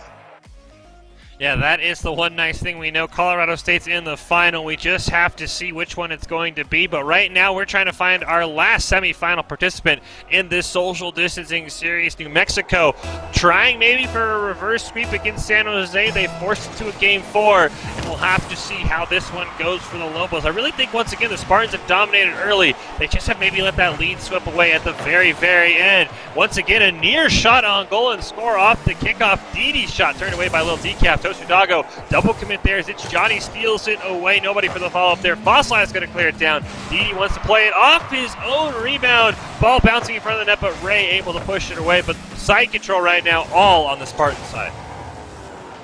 Yep, they are looking to score their first goal. A great save by Little Decaf, pushed it off to the side. Now looking for the clear, but not quite enough speed. Toaster Doggo is able to keep it in Lobos territory. Now in comes rushing in Ray as well. It's Johnny's going to get the better of that. Flies towards the goal. Little Decaf with the save again, picking up the boost in the corner. But watch out for Toaster Doggo. He still wants a goal to be scored by the Spartans. Yeah, Fossilized not quite able to get it clear. Didi shot on goal, turned away by Little Decaf. That might be enough to force a retreat. Little Decaf tries to follow it up. Toaster Doggo is there. Plays it around a couple. Fossilized able to keep it up. Didi there in the corner, gets knocked off by Fossilized. Ray not quite able to get that one. Toaster Doggo and Didi chasing down here. Looks like it's Johnny's shot on goal. Fossilized with a huge save. Toaster Doggo elevating, and that one not able to go in. It's Johnny, not one able to get that. As Didi up in the air there, tries to play it off the wall. Little Decaf though going to clear, and the Lobos defense has been spectacular so far. Yeah, much better defense, not allowing the Spartans to score a goal, and maybe they can turn that into a goal right here as Fossilized comes to contest, but he doesn't get the better of it. It heads towards the goal, set up there for one of the Spartans, but they aren't going to get it. Now Little Decaf is going to go off the ceiling, down towards where Didi is. He plays it right above him. Toaster Doggo is able to clean that up, pushing it back towards the corner where Fossilized comes and gets a clear of his own towards the goal. Is he going to get it? No, just off to the left, credited with a shot on goal. Nonetheless. Yeah, unfortunately, the Lobos not able to convert on that opportunity there. We'll see if it comes back to cost them. Toaster Doggo trying to get the clear. Ray is there up in the corner. It's Johnny going to go up. Misses on that one, but Little Decaf was already retreating as Didi gets the clear down. Fossilized is going to play it right back in his little game of volleyball here. It's Johnny now corrals it in the mid. Ray going to push it over to his teammate, Little Decaf. Elevate, shot on goal. Just saved there by Toaster Doggo. He's been spectacular. Spectacular with the saves, but I gotta say, so many shots coming out from the Lobos. On goes Little Decaf with a save there. It's Johnny is gonna keep it alive, but it goes off to the side where Didi is waiting. Can he play it around Fossilized? No. Toaster Doggo picks it up off the crossbar again. Coming in for another shot. Ray is right there. The Lobos might be able to clear this out yet again, but watch out for Didi. Is gonna be able to push it over toward the corner. Little Decaf picks up the boost. Fossilized. It's Johnny, beats him to the ball before he can get the shot on goal. This is so intense right here, and it definitely looks like the Lobos have some new life in them as Little Decaf scores the first goal of Game 4.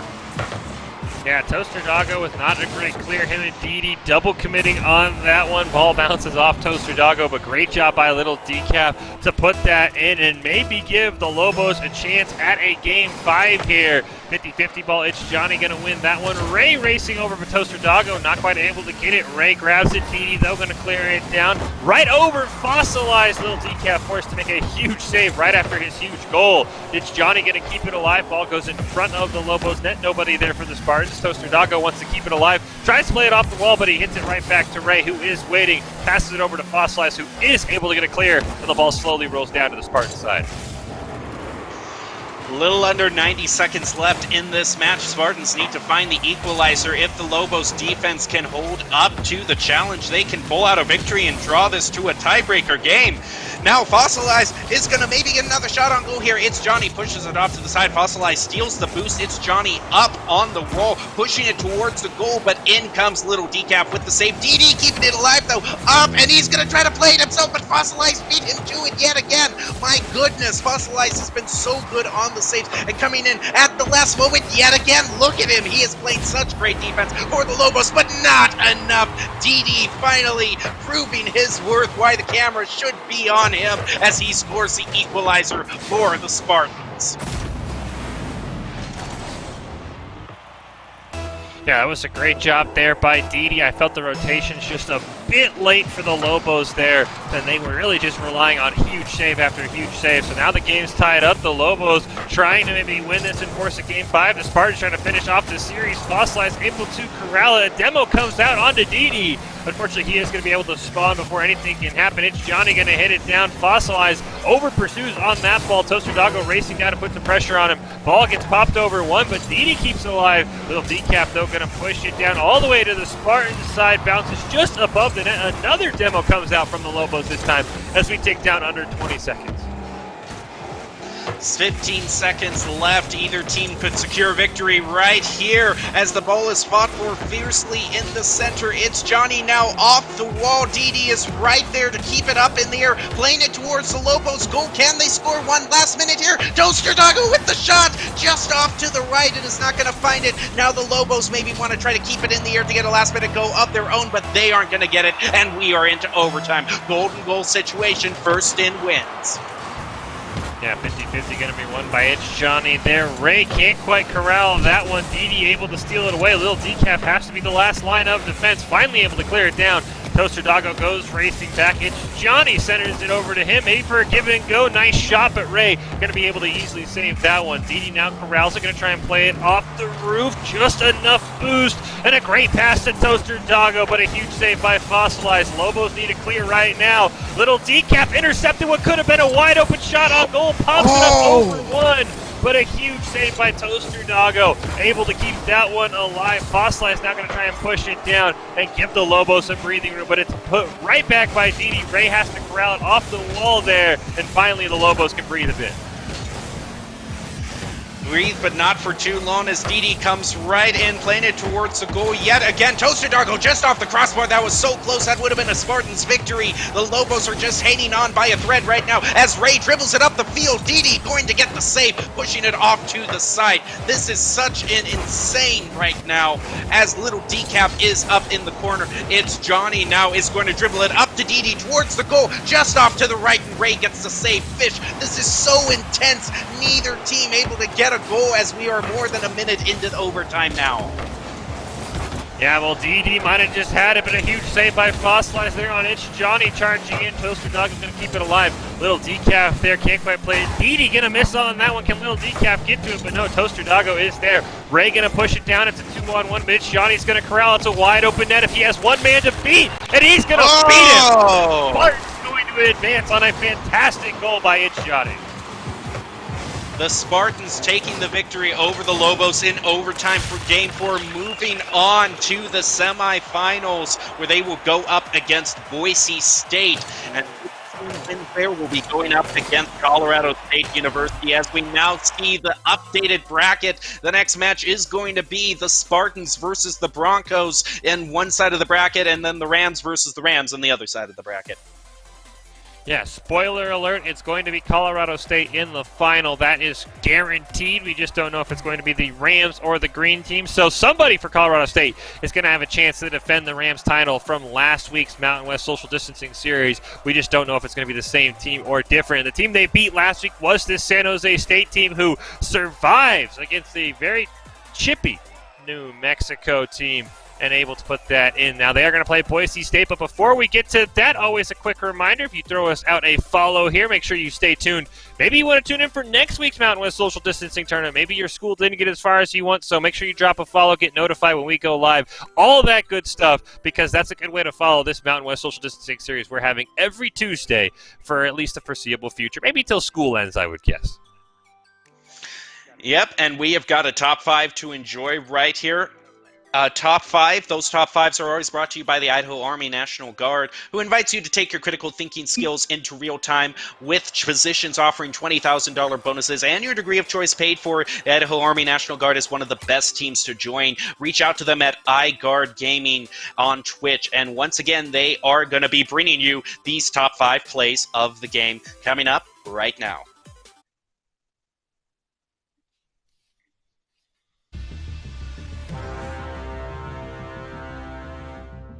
He is right where you need him with that save. Now the pass over. He is going to now go up the field, up the wall to set it up for his teammates. And actually, no, he just scored the goal himself. Look at that angle, Fish. Yeah, really just a great job by Itch Johnny. Plays it around Raw. Perfect read on his own rebound as well. Down, Ray knocks him out of the way, unable to be corralled by DD there. Little Decaf gets the clear. DD, though, waiting right at midfield, pops it up. Fossilized retreating. That shot on goal just lands in a teardropper from half field. That's going to go in. And that might just be the final nail in the coffin for the That definitely could have gone into the goal if there wasn't any defense from San Jose, but San Jose has been shown they can put up some great defense and a shot on an open goal as Toaster Doggo is going to score that one, putting the Spartans into the lead. Toaster Doggo's going to get credit, but that ball hit right off of the hood of Fossilized. He was beat him to it yet again. My goodness, Fossilized has been so good on the saves and coming in at the last moment yet again. Look at him. He has played such great defense for the Lobos, but not enough. DD finally proving his worth, why the camera should be on him as he scores the equalizer for the Spartans.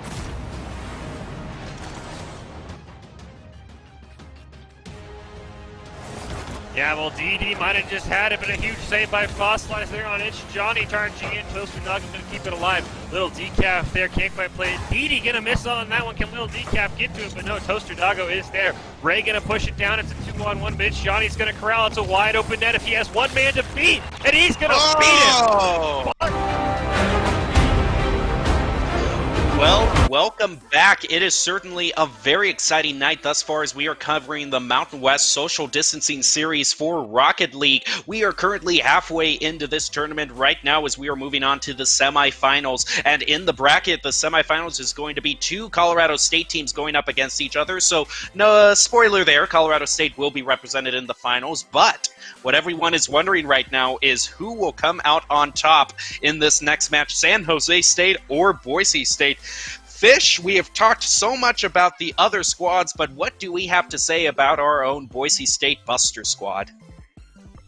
Well, it's a very talented squad. We've seen them several times here as we see the full bracket, see where these teams have come from. But yeah, this is a very talented Boise State team. They have a history with San Jose State. I know this is only a best of 5, but we've had several epic best of 7s that have gone all 7 games as well. So this is going to be a very fun game to take a look at if we do end up picking this as our 2 semifinals, because Boise State, we know they're a very talented team, but San Jose State proving also runner-up last week, and they are definitely a force to be reckoned with this week. Yeah, the squad we're going to see from the Busters is going to be Baynuk, Cosmo Buster, and Takidu.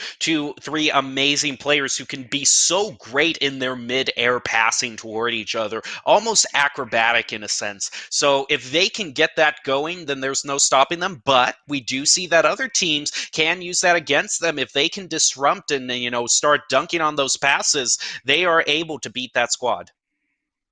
Yeah, and for Boise State, I would definitely say if you can also find a way to get a demolition on a Toaster Doggo. He's a very, very talented defensive player. He made several huge saves against New Mexico there. So while you're having that passing, you might have to have that third member of Boise State trying to find a demo on a Toaster Doggo, because he's an excellent defensive player as well. So it's going to take a lot from Boise State to advance past San Jose State, but the Broncos are definitely ready and up to the task.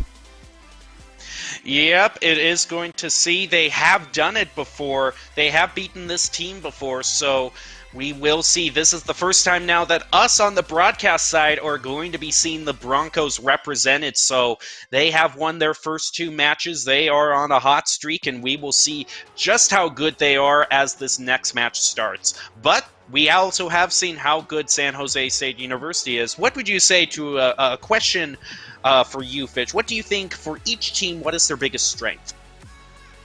I think San Jose State, it definitely is their defensive play, their defensive rotations, as it is Boise State versus San Jose State in one of the semifinals of the Mountain West Social Distancing Series. But the Spartans' defense is incredible. They have a lot of very close score lines, but that's because they just don't allow balls to go in the back of their own net. For Boise State, you mentioned it, Jim Mountain, they're passing, almost acrobatic at times. We've seen some crazy passes that end it from one end to the other, just off of all 3 players. So Boise State's passing versus a fantastic defensive effort from the Spartans. It's going to be a lot of fun to watch, and I would not be shocked if we get 5 games here. We are going to see the 50-50 ball. Going to start Cosmo Buster, just disrupted there a little bit. It's Johnny going to play it down. LC Coro going to actually be the one on this squad, not Takidu like we've seen in the past. A bit of a mix-up from Boise State there. Didi shot on goal, turned away by Cosmo Buster. Baynok, though, going to center from LC Coro. He's going to put it in, but it hits off the crossbar. Thought he had the angle. Cosmo Buster hits off the crossbar as well. The Spartans have the legendary crossbar on their side in these first 30 seconds.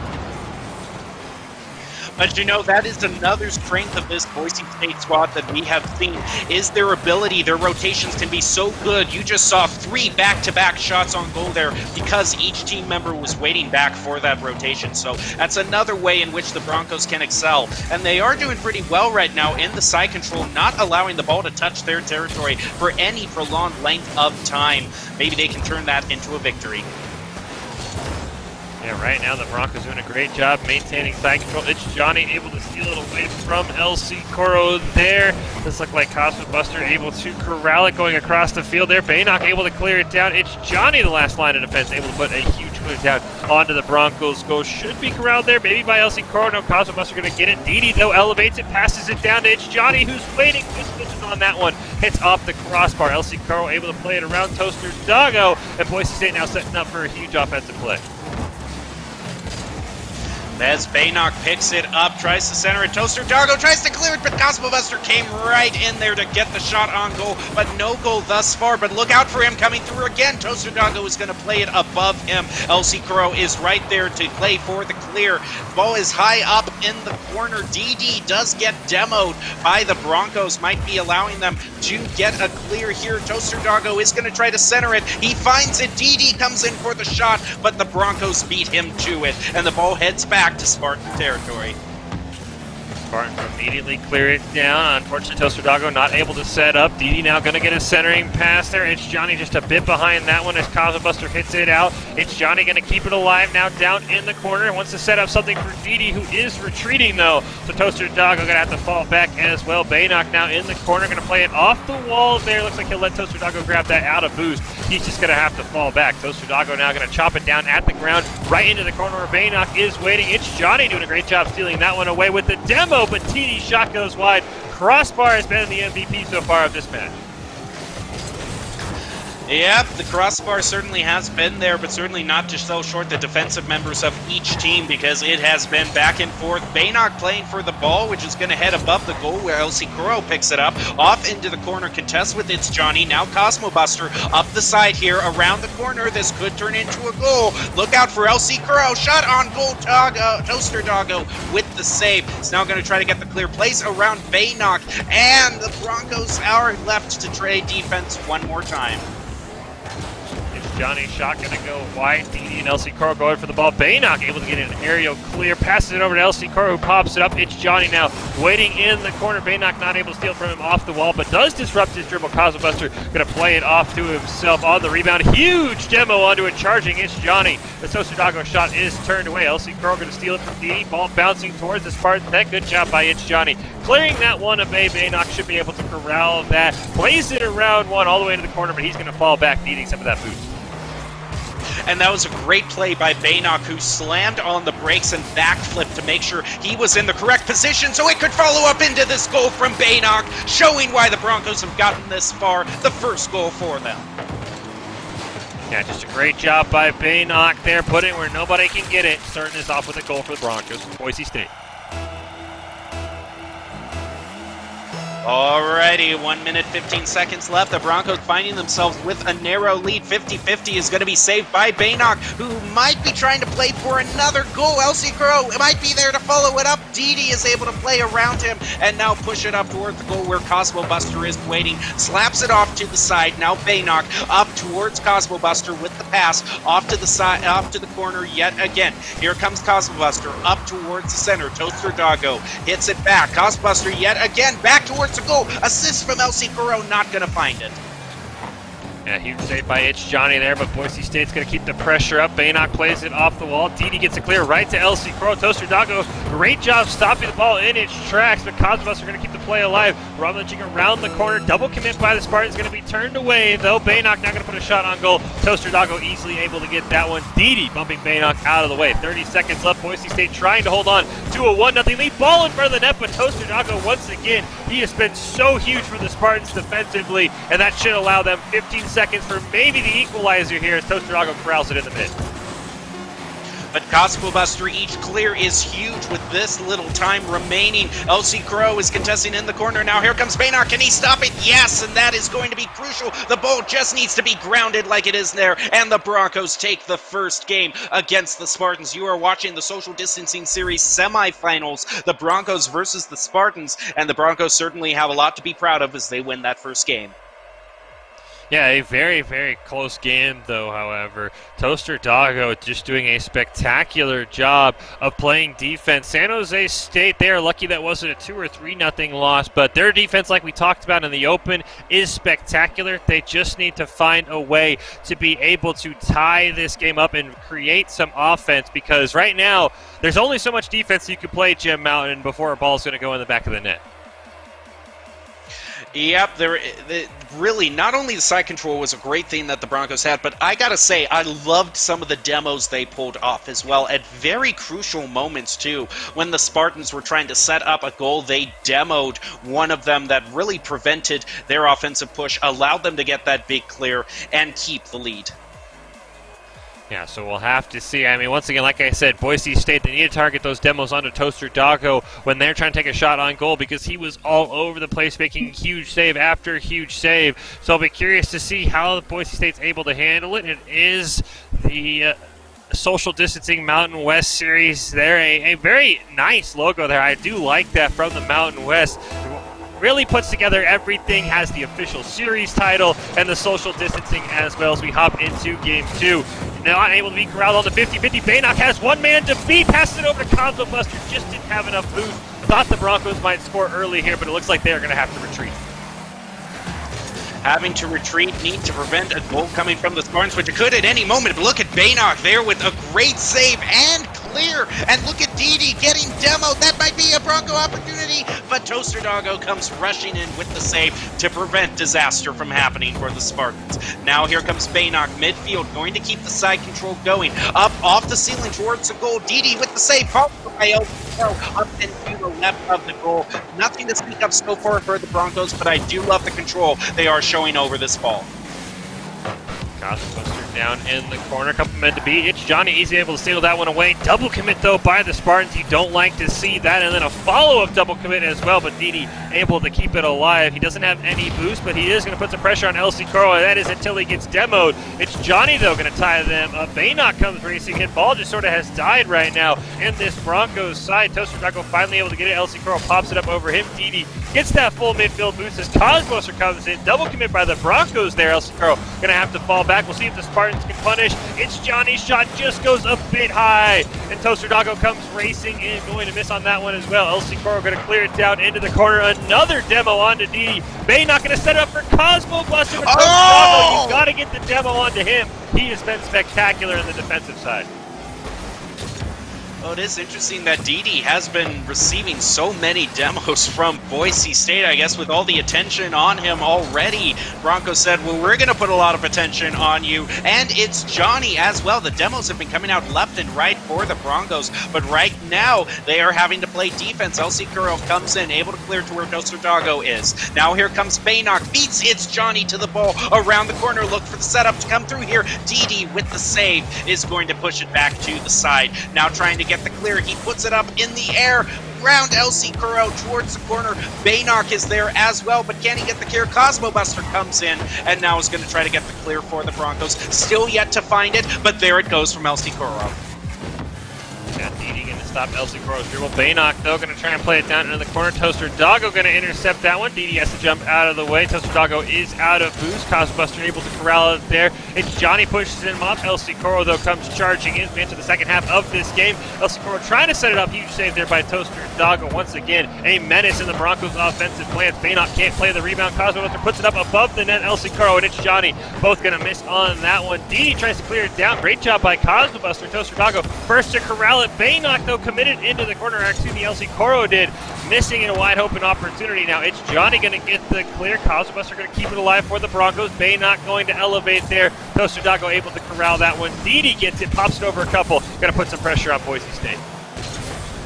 The pressure is now on as Baynock comes rushing in to contest the ball. It's Johnny, but Johnny came in, but Baynock with the pass over to LC Coro is going to get a big clear back toward a Spartan goal. Now look out for Cosmobuster here, is going to keep the side control going. It's Johnny demoed by LC Coro, but it's not going to be enough because Didi and Toaster Doggo were able to find the clear right now, but the Broncos aren't going to let them turn it into a goal. Cosmobuster picks up the boost, sets it up, communication coming through here, but LC Coro wasn't quick enough to get to the ball, and the clear is going to come through back onto the Broncos yet again. We are almost all the way through this match, about a minute left, and no goals yet to be scored. It just shows how good these two teams are and proves why they deserve to be here.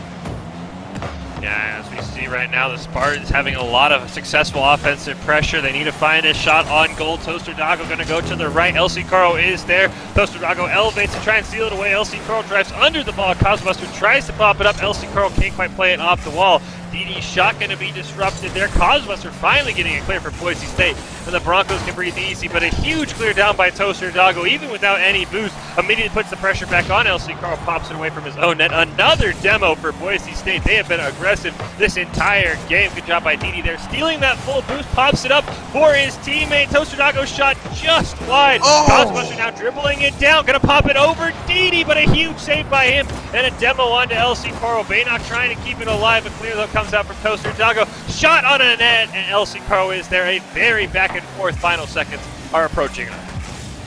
15 seconds, no goal scored yet for either team. This could very likely go to overtime, but Baynock is going to give it one last try around the corner. Look out for LC Coro trying to get the goal, not quick enough as Didi is going to beat him to it. Now the ball just needs to hit the ground, but maybe a goal here. It's still in the air. It's Johnny now has possession, and it's going to be grounded. It is going to overtime, and both teams can now pat themselves on the back and say with pride that they participated in a 0-0 tie. Yeah, well, I think they'd be patting themselves more if one of these teams can find the golden goal here. LC Coral gonna go up, plays it off the crossbar. Cosmobuster can't quite drive it home. Great job there by It's Johnny. He's gonna beat Cosmobuster to the ball. Baynock has to go racing back. Great save by Baynock in front of his own net. Didi wants to keep the pressure on. Gonna miss on that one. Open up an opportunity for LC Coral. One man left to beat. Can he do it? Yes, he can! LC Coral's gonna put it home. And I've got to say, unfortunately for Didi, that whiff just changed the entire game as LC Coral had a wide open net to put it in. Great play from the Broncos to drive them to match point. If they can win this next one, they are going on to the finals, and San Jose State University's road will be quickly diverted into the lower bracket. But we still have one game left to play. Like we said earlier, it's pretty guaranteed that Colorado State is going to be in the finals. So that means whoever wins this round will go up against them for the ultimate victory and bragging rights in the Mountain West social distancing series. Fish, what do you think is the biggest strategy right now to really help the Spartans kind of come charging back? Because it has been such a close game, and it could have gone for them easily.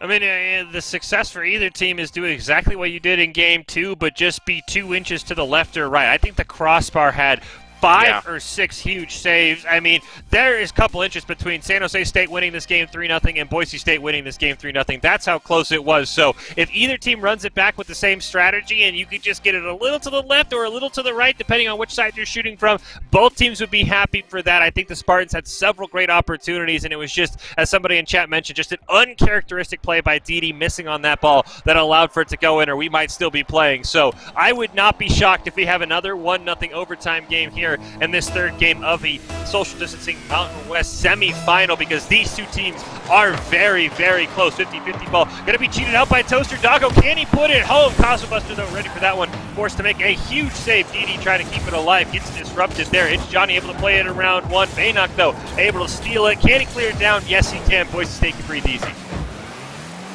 You know, Fish, I really think you really hit the nail on the head on just being a little bit to the left or to the right. You know, if you look at what's kind of the top game being watched on Twitch right now, you see it's the new kid on the block, Valorant. And for a lot of shooting games like that, people say it's kind of a game of pixels, of your aiming needing to be pixel perfect. Rocket League, very much the same with some of these shots on goal. Just if the angle is not just right, it goes to the left, it goes to the right, it goes off the crossbar, and you aren't left with the goal. So not only great defense, but pixel perfect accuracy. It's what's being demanded of these teams, which want to cause a show as 2 demos go on to each team back to back, and Cosmobuster is going to be the first one to find the goal amidst all that chaos.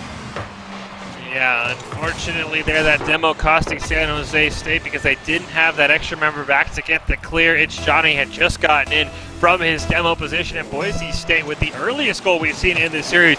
We'll see if they can hold on. 50-50 ball going to go off the wall there. Toaster Doggo not able to corral it, can open up an opportunity for Cosmobuster, who over pursues just a tad bit, allowing It's Johnny to come in, keep the ball in the mid. Didi now going to play it off the wall. It's Johnny shot once again off the crossbar. A matter of pixels, as you were saying, Jim Mount, between a 1-0 and a tie game, but the Spartans want to keep the pressure on. Didi shot just a bit wide, cleared down. A couple of members of San Jose State waiting there. Toaster Doggo going to put it up. Didi elevates for the ball. His shot on goal will go high into the right. The follow-up goes high as well, and the double commit from the Spartans, we've seen it a few times, going to cost them, but they will get a demo to slow down this Boise State attack as Baynock not able to drive it home, but does get a demo for his trouble. But a demo goes right onto Cosmobuster and onto Didi. What is going on? These two teams are realizing that the pressure is on them and just want to have a demolition derby right now. But you know what's better than a demolition derby? An actual goal, which Baynock is trying to find right now. LC Girl keeping it alive, but it's Johnny comes rushing in to get a nice clear. Now up the side is going to try to center it around Baynock, but Baynock gets the better of that, keeping the ball in the corner. Now Boise State looking for the clear. It's Johnny, shot on goal, saved by Cosmobuster, and a huge clear back toward the Spartans goal. LC LC Kuro demoed at a very crucial moment. Could keep the goal from going, but not if you talk to Baynock. This man is insane, and he's going to get the second goal for the Broncos. Just look at this. Up and around. You cannot count Baynock out for 1 single second. No, Baynock has an incredible game every time we see him play, or even an incredible goal, I should say. Now the Broncos with a nice 2-0 lead. Unfortunately, they still have a little bit of time left here for the Spartans to mount a comeback. It's Johnny going to pop it over LC. Coral plays it to himself, stolen away by Cosmo Buster. Toaster Doggo, though, going to prevent him from dribbling down. Toaster Doggo now has a wide open shot. It's Johnny, just didn't have enough boost to be able to angle that in front of the net, and the Broncos escape disaster. Didi, though, going to try and keep it alive. Plays it off in top of the net. Toaster Doggo follows it up. It's Johnny, though, not the greatest angle, though. He's going to have to try and recenter it. Didi puts it home, and the Spartans answer right back. Great job by them keeping up the offensive pressure and eventually finding the back of the net. There's a reason he's got such a cheering section in the chat. Didi with the goal right there. And now 2 minutes, 17 seconds left in this match. San Jose is staging a comeback. If they can get the next equalizer here and drive it into overtime, they might still have some life left in them. But the Broncos definitely want to close this out. Baynock is going to go up. The goal is going to try to be cleared. In comes Cosmo Buster, keeping it near the goal. It's Johnny off to the center. LC Kuro off the air with the pass over to Baynock, but a great disruption there by Didi is going to push it back toward the Broncos goal. Yeah, Boise State trying to hang on here in the final seconds. Cosmo Buster going to get a huge killer down into the corner. Didi not able to corral it. Baynock tries to center, but Toaster Doggo is there. Cosmo Buster corrals it in the mid, plays it over. It's Johnny going to try and follow it up. Toaster Doggo is there, plays it off the back wall for LC Koro, who's pass over to Baynock just a bit behind it. Baynock not able to recover. He's going to be able to play it over. It's Johnny, Didi, and a member of Boise State both going to miss. Baynock not jumping high enough for that one. Shouldn't allow Toaster Doggo and It's Johnny to corral it. Cosmo Buster ball goes right over him, but LC Koro going to keep it alive. Cosmo Buster's there. If he can reach or wreck Toaster Doggo with a huge save. He has been so spectacular for San Jose State, but Baynock wants to keep it alive now for Boise State. With just a minute left, the Broncos need an insurance goal. The Spartans need the equalizer. LC Koro and It's Johnny both going to miss. Cosmo Buster pops it over to Baynock. LC Koro gets knocked out of the way. Toaster Doggo with full boost and a minute left for the Spartans to try and find this second goal. And now it gets centered yet again. It's Johnny with the clear off to LC Kuro, who passes it over to Cosmo Buster with the pass over to Baynock. That's what we were talking about, Fish. The acrobatics between these three players and their ability to effortlessly pass it between themselves. And they might be driving towards a victory right now as we are a little over 30 seconds left. Broncos still have a 1-goal lead. The Spartans need to equalize this and fast. Cosmo Buster now is going to contest in the center of the field. Here comes Baynock. Hits the break, trying to get the better angle, and plays it around Didi, but it quickly goes back over toward the other side of the field. 15 seconds left. Yeah, Didi going to keep it alive, play it off to the right of the Broncos net. Toaster Doggo shot just a bit wide. 5 seconds left for the Spartans. They're going to need a quick rally here. It's Johnny, tries to center for Didi, but a huge save by Cosmo Buster. Didi had the opportunity you dream of, and Cosmo Buster said, no, no, no, not today, the loser bracket you had. And what a play to end that game, as Boise State will advance to the finals to take on Colorado State of this Mountain West social distancing series. But my goodness, even though it was a sweep for Boise State, that could have not been a closer series. Everything 1 goal, an overtime game, a near game tire in the final seconds. That is about as close as a sweep as you will ever see, Gem Mountain.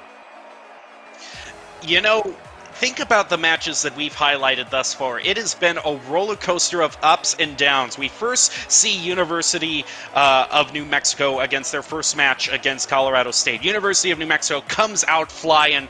They're on top of the world. Then they meet the Spartans. The Spartans come out flying. They're on top of the world. Now we see the Broncos in our first game with them. They are on top of the world as they head on to the finals, where they are going to go against Colorado State University. It is all on the table right now, but I think based on what we saw in that last match, Fish, we are definitely going to want to see some top 5 plays. Yeah, we definitely had a ton of plays, so let's go ahead. Let's check out the top 5 plays from our semifinal here between Boise State and San Jose State.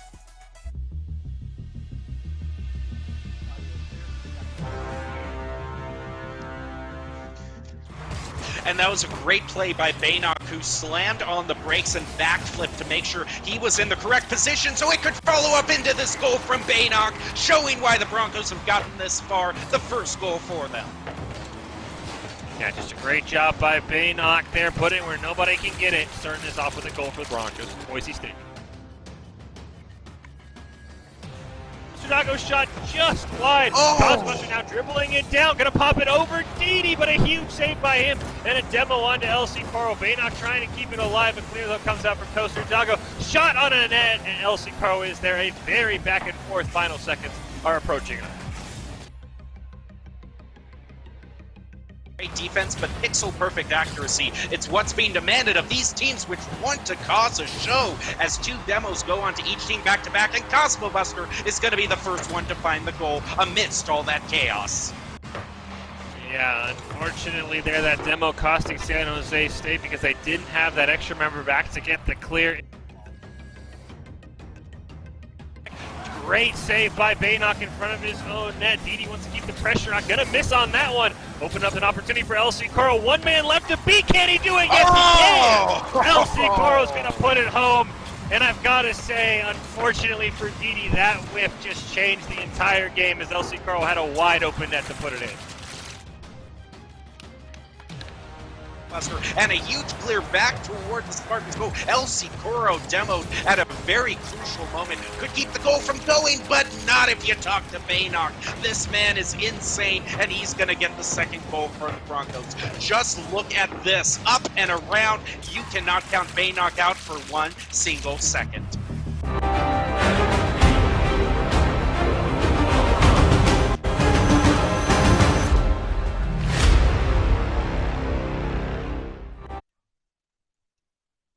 Welcome back to this broadcast of the Mountain West Social Distancing Series. We are heading into the final games, and a quick recap of how we got here. We first showcased the match in round one between University of New Mexico and Colorado State University, which the Lobos won. Then we moved on to the next round, University of New Mexico versus the Spartans, which the Spartans won. And they faced off against the Boise State Busters, who won that. The Busters now moving on to the finals with Colorado State University. Joining me to call the action is Fish, and I cannot wait for this final match because every game we have seen, the play has just gotten better. The games have gotten more competitive. So for this final round, anything is possible. Yeah, anything is possible. Colorado State was our Mountain West Social Distance Series champions of last week. As we know, the Rams, though, of course, bringing several teams to the tournament, so I'll be very curious to see if it is the same squad we saw last week take a victory away from San Jose State. Boise State looking for some revenge, getting knocked out in the semifinals last time, but they are here to play, as you mentioned, advancing to the finals in a very highly contested sweep over San Jose State. As I mentioned, one of the closest sweeps you will ever see. Everything 1-0 or 1-goal games, I should say. So I'm excited for this final because if it's anything like the series we just saw, it's going to be a very, very close game. And one thing that I was really interesting to see from the Broncos that we haven't necessarily seen from them in the past is the amount of demos that they were able to pull off against the Spartans. That proves to be really crucial in being able to take wind out of the Spartans' sails when they were about to score a goal. So I don't know if they will continue that moving on to Colorado State, but certainly two top-tier teams are going to be competing. And I gotta say, as a prediction, I don't think any game will necessarily be decided by more than one goal. I mean, based on what we've seen by the past two games, that's where I'm gonna go. Yeah, and it does look like, but before I can get to that, we are going to have the voice of production joining us, maybe even the voice of reason coming in to let us know a couple of things. Well, I can't claim any of that, but what I can tell you is, so this tournament is a standalone single elimination every week. The double elimination bracket is following a suggestion by the players last week. They're like, this is awesome, but if we get eliminated early, we'd love to have more opportunities to play. So what we did is we built it out as Nakoba is the one who actually did the building out, and a number of the players, including Didi and E-Rich, and there's a whole crew. But they built it as a double.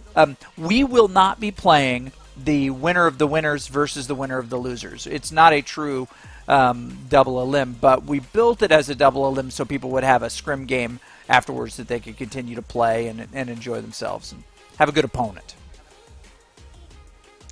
Yeah, and I'm looking at that right now here, Doc, and we've had some great matches thus far in the lower bracket. We can see right now, at least from my eyes, we see University of New Mexico and San Jose State University are now playing against each other, a bit of a rematch in the lower brackets. So even though we're not covering that here on broadcast, it definitely is giving some great opportunities for more games and some key rematches for the players right now. Yeah, and it is great to see the players come together and get so excited for this tournament and say, hey, we want to play more. Even if we lose early, we want to play more, because that's how tournaments are created. That's how all of these tournaments you see get started. It's a grassroots thing, and everybody says, that was so much fun. How do we make it bigger? How do we make it better? And as we heard, we've made it a pseudo-double elimination. We're only going to have a single elimination winner. The grand finals, as they're sometimes called, will not be broadcast here, but it is fun to see the teams wanting to keep playing. But we're on to the championship right now, Jim Mountain, and that's what we got to talk about. It is Boise State. It is Colorado State. The social distancing series. The Rams were the champions last week. Now, they do enter several teams in this tournament. Big shout out to them. I have no problem with that. So I am curious to see if this is the same roster that we saw last week that was the champions, because that means they're going to have a target on their back, but that's also going to mean that they are ready to defend their title. The champions versus the challengers, the Rams versus the Broncos. It is on, and we are ready to move into the action. And a quick recap, it is 3v3, best of 5, regulation time 5 minutes, and we do go into overtime in a sudden death golden goal situation. Random bracket every week. Last week, as you said, Fish, the Rams pulled out the victory. And of course, this is a social distancing tournament, which means everyone is staying safe and staying home. Right now, we can see 50-50 going to go slightly towards Boise's goal. Colorado State's goal, actually, as the Broncos are in orange. Now DJ is going to push it right up towards the Broncos' goal. Baynock up in the air, getting the clear over to LC Curro, who's going to be beaten to the ball by E. Rich. And now Boise State having to play a bit of defense as Cosmo Buster pushes it off the corner. DJ Roomba comes in now, and Cosmo Buster is going to push it toward the center. Well, LC Curro's waiting. Look out for a shot on goal here, but E. Rich is going to come in and disrupt that. Yeah, E-Rich going to try and carry it down, and Chad Arson is going to pop it up into the corner there. Baynock able to corral it. DJ Roomba there in the corner. Runs right into LC Coro, who pops it up in front of his own net with some help from E-Rich. Cosmobuster able to clear it down as Chad Arson comes trying in. He's going to miss on that one. Cosmobuster pops it up over another one. You see LC Coro is waiting. Oh, just a bit too far behind that one there, but Baynock there for the follow-up. DJ Roomba able to corral that one. Cosmobuster going to keep it alive, pops it up, but E-Rich with a great job, able to save that one. And a minute into it, and neither team has a goal to their name. Boise State looking for a clear here. There they come, LC Curro kind of reversing into that ball. Cosmobuster is now going to take control into it. Baynock is left watching under the goal here with a nice flip over and a pop towards what looks like an open goal, but E-Rich is going to divert that over to the side. Now Broncos want to try to get some sort of lead here, but the Rams are making it difficult for them. Yeah, the Rams making it quite difficult with a shot on an open goal there for midfield by E-Rich. Cosmobuster just a bit low on that one. And to update on my last point, yes, this is the same team that we saw from Colorado State. This is your defending champs, especially Chad Arson and Nate, who scored a ton of goals last week. Baynock able to win that 50-50. Can't quite redirect it into the goal. Cosmobuster not there to push it in. LC Carl comes racing in, tries to put it on the net, bounces it off. Cosmobuster able to not rely it. It unfortunately sounds like maybe we even had a disconnection there that allowed that goal for the Rams, but yeah, the demo, we've seen some huge demos, Jim Out. That was a demo so strong it forced a disconnection, but Boise State has to recover, come back from that 1-0 hole, and Cosmobuster centers it up for LC Coro. Chad Arson able to make a huge save. Cosmobuster able to put a shot on goal. E-Rich gets the save, and the Rams playing like the defending champions they are. Yep, they are putting on such a great performance, but Baynock with a nice save there is going to keep another goal from being scored. Boise State now searching for a clear. LC Crow and Cosmobuster are going to go up the field. Cosmobuster hangs back to pick up a little bit more boost. Now LC Crow is looking to center it. Cosmobuster rotates in with a shot off the left post. Baynock keeping it alive. Look out for LC Crow coming through. through, but DJ Roomba beats him to it and is able to get the clear. And I gotta say, Fish, one quick note I want to put on. I love the choice of arena. I know we're kind of going with the standard arenas for fairness sake, but I love that they chose the nighttime arena here because it really heightens the tension for these finals. Yeah, in the final 2 minutes of Game 1, there is a lot of tension, especially on the Boise State side, trying to find a Game 1 win. DJ Roomba down in the corner. Baynock able to corral that one. Cosmo Buster, Chad Arson both miss on that. LC Coral going to knock it down into the corner. E-Rich racing down, gets the boost, but not the ball. Wide open net, but a double commit and a double save by the members of Colorado State. We see E-Rich going to get a save there. LC Coral going to try and follow it up. Chad Arson with a huge save. Cosmo Buster's shot on goal hits the crossbar, and Boise State has come very close, but now they have a wide open net. Great job by LC Coral, using that boost to steal the ball away and be able to recover for Boise State, who almost had a 2-0 deficit staring down at them. Yeah, almost again there as DJ Roomba is going to get another shot on goal. The Broncos need to try to find a clear because the side control has been so good for Colorado State. Another shot on goal by Chad from there is going to force the Broncos to play even more defense. Now LC Kuro and Costbuster are going to drive it up the side. In comes E-Rich trying to get the clear. Costbuster keeping it alive. Off towards the goal. DJ Roomba gets another clear. Here comes LC Kuro. Doesn't get what he wanted there, forcing the ball to go to the other side of the field. Now Costbuster is the closest to the ball. DJ Roomba gets Demo. That could be key for the Broncos. But no, yes, Costbuster did score. Excuse me there. And what a great goal that is, that Demo playing such a huge role in taking out the defenders, allowing the Broncos to get the goal.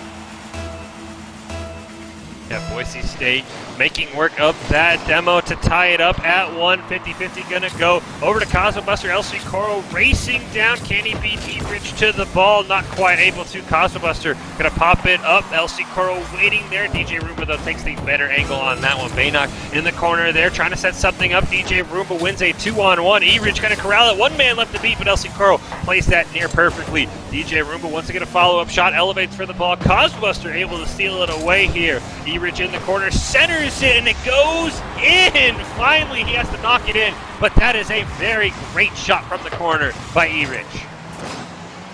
Yeah, that's just an angle that you never want to see as a team. From there, it's not technically in, but it's going in. All right, 15 seconds left. The Broncos have to be left to try to score a goal immediately off this 50-50. LC Kuro gets the better of that. He might be able to, but DJ Roomba pushes it back. And now the Broncos are staring down 10 seconds, trying to find an equalizer. Can they do it? Chad comes right in there to contest the ball. Pushed up towards the goal. LC Kuro, Costbuster shot on goal. He's going to find it. Are you kidding me? He equalizes with 0 seconds left on the clock. This is going into overtime. Look at that one more time. LC Kuro with the pass over to Costbuster, keeping the Broncos alive. That's the fastest I've ever heard you talk, Jim Mountain, for good reason. Boise State with a final second goal to tie up this Game 1. We'll see if they can now win it here in overtime. Shot on goal turned away by DJ Roomba. He's going to pop it up in the air. Chad Arson comes flying in. Just barely ran out of boost. Going to play it off to E-Rich. Good job intercepting it by Baynock. LC Coral going to play it off the wall. DJ Roomba, though, with a great defensive stop. LC Coral steals it away from Chad Arson. Pops it around E-Rich. Cosmo Buster elevates for the ball. That one's going to be turned away, but the Broncos doing a great job here in the first 30 seconds, maintaining the side control.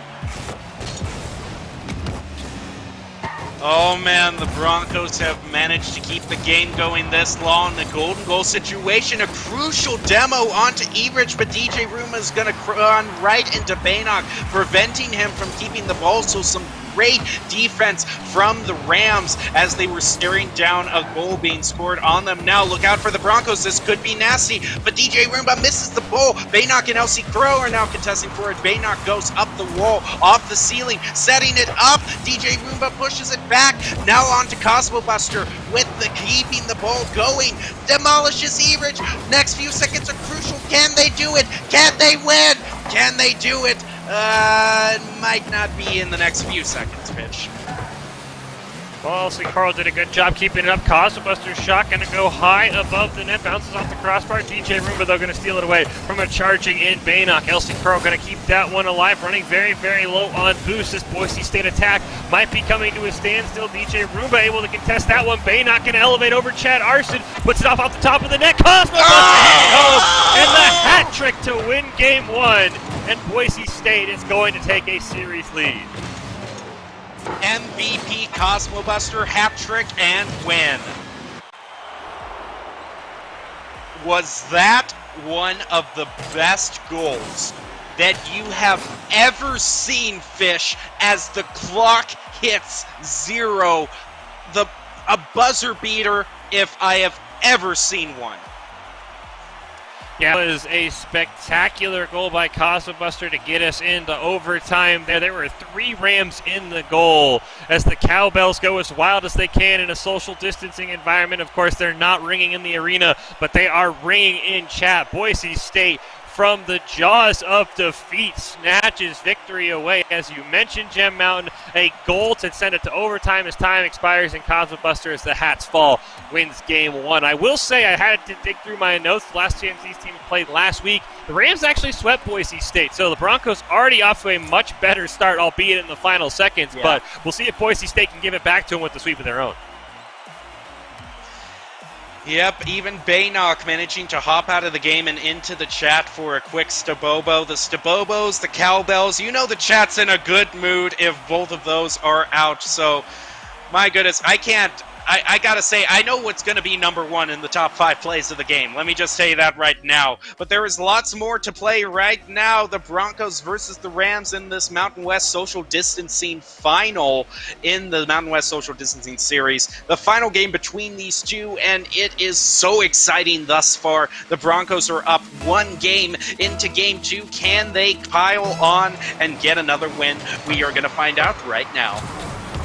Yeah, 50-50 going to go just above LC Coro. DJ Roomba going to put a shot on goal, forced to be defended there by Baynock. Erich going to try and follow that one up. Cosmobuster, though, comes charging in across, puts it down over to Baynock in the corner. Chad Arson able to corral that one, loses control of it. Baynock going to center it up. Erich, though, is there to pop it away from anyone charging in for Boise State. Chad Arson using almost all of his boost, plays it down. Cosmobuster going to clear it. DJ Roomba corrals it. He has a shot on goal, but a great job by Cosmobuster to stop that and give it to Baynock.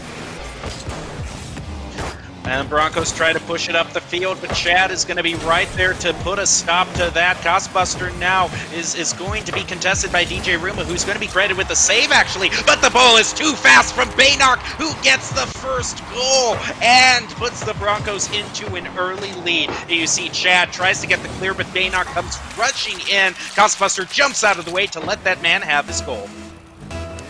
And Boise State this time going to start off with the lead. We'll see if they can hold on to it. Baynock going to win that 50-50, but retreat and allow DJ Roomba to corral it. Hesitates just a bit, but LC Curl goes flying right over him. He's going to make Baynock miss as well, but Cosmobuster stops an epic 1v3. Erich now going to put it over to Chad Arson, puts it down into the Broncos corner there. LC Curl able to corral it. Chad steals it from him, though. Baynock, though, going to push it down. Erich gets in the way of that pass, and LC Curl able to restock on boost. Cosmobuster now racing down. Looks like DJ Roomba should be able to corral that one. LC Curl can't quite get it, but he is able to run into DJ Roomba, allowing that ball down in the corner. LC Curl missing on it. Chad Arson able to pop it up over Baynock, and that should be Boise State having to fall back.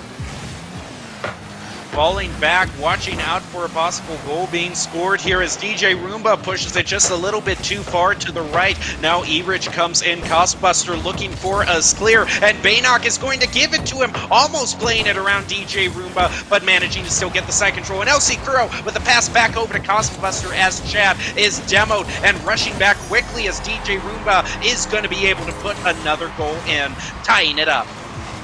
Yeah, great job here by DJ Roomba. Baynock doing all he can. Unfortunately, DJ Roomba pops it over him and able to tie this game up.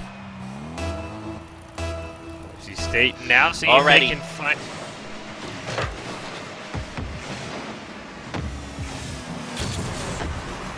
Boise State seeing if they can get back into the lead right now, a little bit over 3 minutes into this game.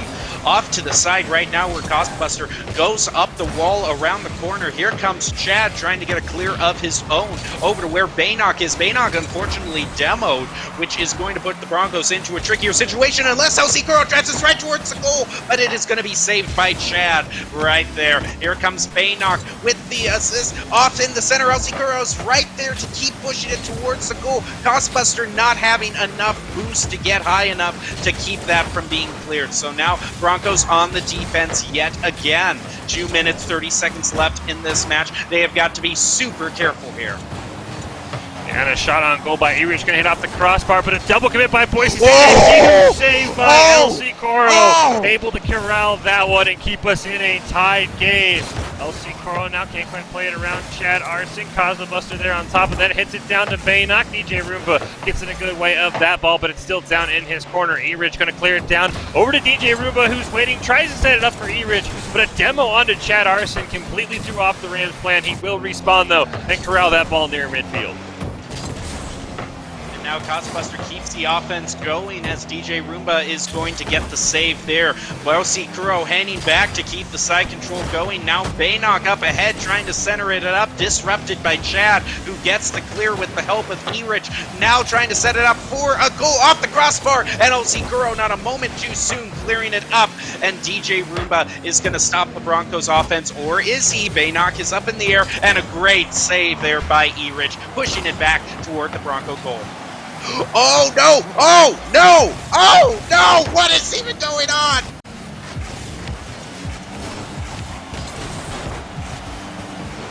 Boise State able to clear that one off. DJ Roomba, though, going to keep it alive. Boise State needs to try and find some way to get this ball onto the Rams side. We are going to see LC Kuro shot on goal, hits off the crossbar. Chad Arson able to recover that one. Baynock can't quite play it off the wall for him. Chad shot going high. Cosmobuster able to get the save. DJ Roomba going to keep the pressure on, and it looks like Cosmobuster should be able to corral that. Erich going to take another shot, though. The Broncos right now just surviving a ton of shots, but not finding much pressure of their own.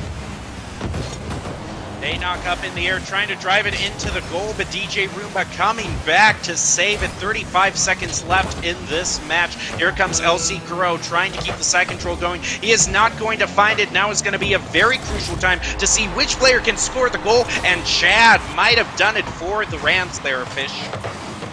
Yeah, great job by Chad there, recognizing that. Cosmobuster, the only one back, and Boise State caught a bit out of position. But we always talk about 30 seconds for a goal, so that's exactly how much time Boise State has, and we have been in a similar spot in Game 1. Boise State down 2-1 in the final seconds. LC Kuro going to clear it over. Chad Arson not able to corral it. Erich going to set it up. Cosmobuster might have an opportunity. Here comes Baynock on the follow-up off the crossbar, though. And Boise State not quite able to get it, but they have 10 seconds left as the ball goes down into their side. 5 seconds left. Maybe the Broncos can do it again. A real buzzer beater. But instead, it might look like the ball hits the ground and gives Colorado State the win. But the thing we can guarantee now, Fish, for the first time tonight, we are going to a Game 4. Yeah, we are going to have a Game 4 on our hands. Boise State and Colorado State, two very evenly matched teams. The Broncos even scoring the first goal, but I have to say, Colorado State playing excellently, really dominating that game. They had all of the side control. Boise State just hanging on for dear life, not able to mount much of a counterattack, especially in those last 2 minutes. So Boise State doing a great job there. DJ Roomba and Chad Arson both having 4 shots apiece. As somebody in the chat saying, Nomad having a great time. Nomad, of course, changed his name last tournament to Chad Arson and completely popped off. So he's sticking with it this week, and it's ringing true. But Boise State's got to find a way to get more shots on goal because right now Colorado State has all the side control. Yeah, it was amazing that the Broncos were able to keep the lead going for as long as they did. I was thinking it might go to another overtime, but it didn't. We are now going to be going into Game 3, both teams tied with 1 victory. So, unlike everything we've seen tonight in this Mountain West social distancing series, we have been seeing in this match versus the Broncos versus the Rams a very close game between both of them. 1-1, and now this next game is going to put someone into match point. All right, now 5 minutes on the clock as we head into game 3. 50-50 off to the side. LC Crow there to cheat it out. Chad is right there to keep him from doing it. Bayna, a nice kind of pop up over the top, but instead it's going to head back to Broncos. Yeah, Baynock able to get a pass down there to Cosmo. Buster puts it up for LC Coral, pops it up over one, and Baynock finishes. That's the Boise State we've seen. The passing there, great job. That was fantastic. Look at this acrobatic from LC Crow to Baynock. Such a great play right there. Just kind of the backflip, hitting the brakes to get the backflip, though the ball was just right there for Baynock to drive it in. They surprised me so much, these Broncos. Yeah, Baynock having to make a surprisingly good save there, especially that quickly off the 50-50, but Boise State finding themselves in the lead. Going to get the clear down, though. E-Ridge will be able to intercept that one. Buster doing a great job passing it over to Baynock, who sets it up for LC Coro. Unfortunately, that's right in front of your own net. You never want to be there, and a near steal away by the Rams means Boise State on a great pass to Baynock, but Chad Arson back there, able to clear it right back. LC Coro runs out of boost in midair, forcing Buster to recover on that one, and Boise State needs to clear. Yeah, that's something that the Broncos might have to watch out for.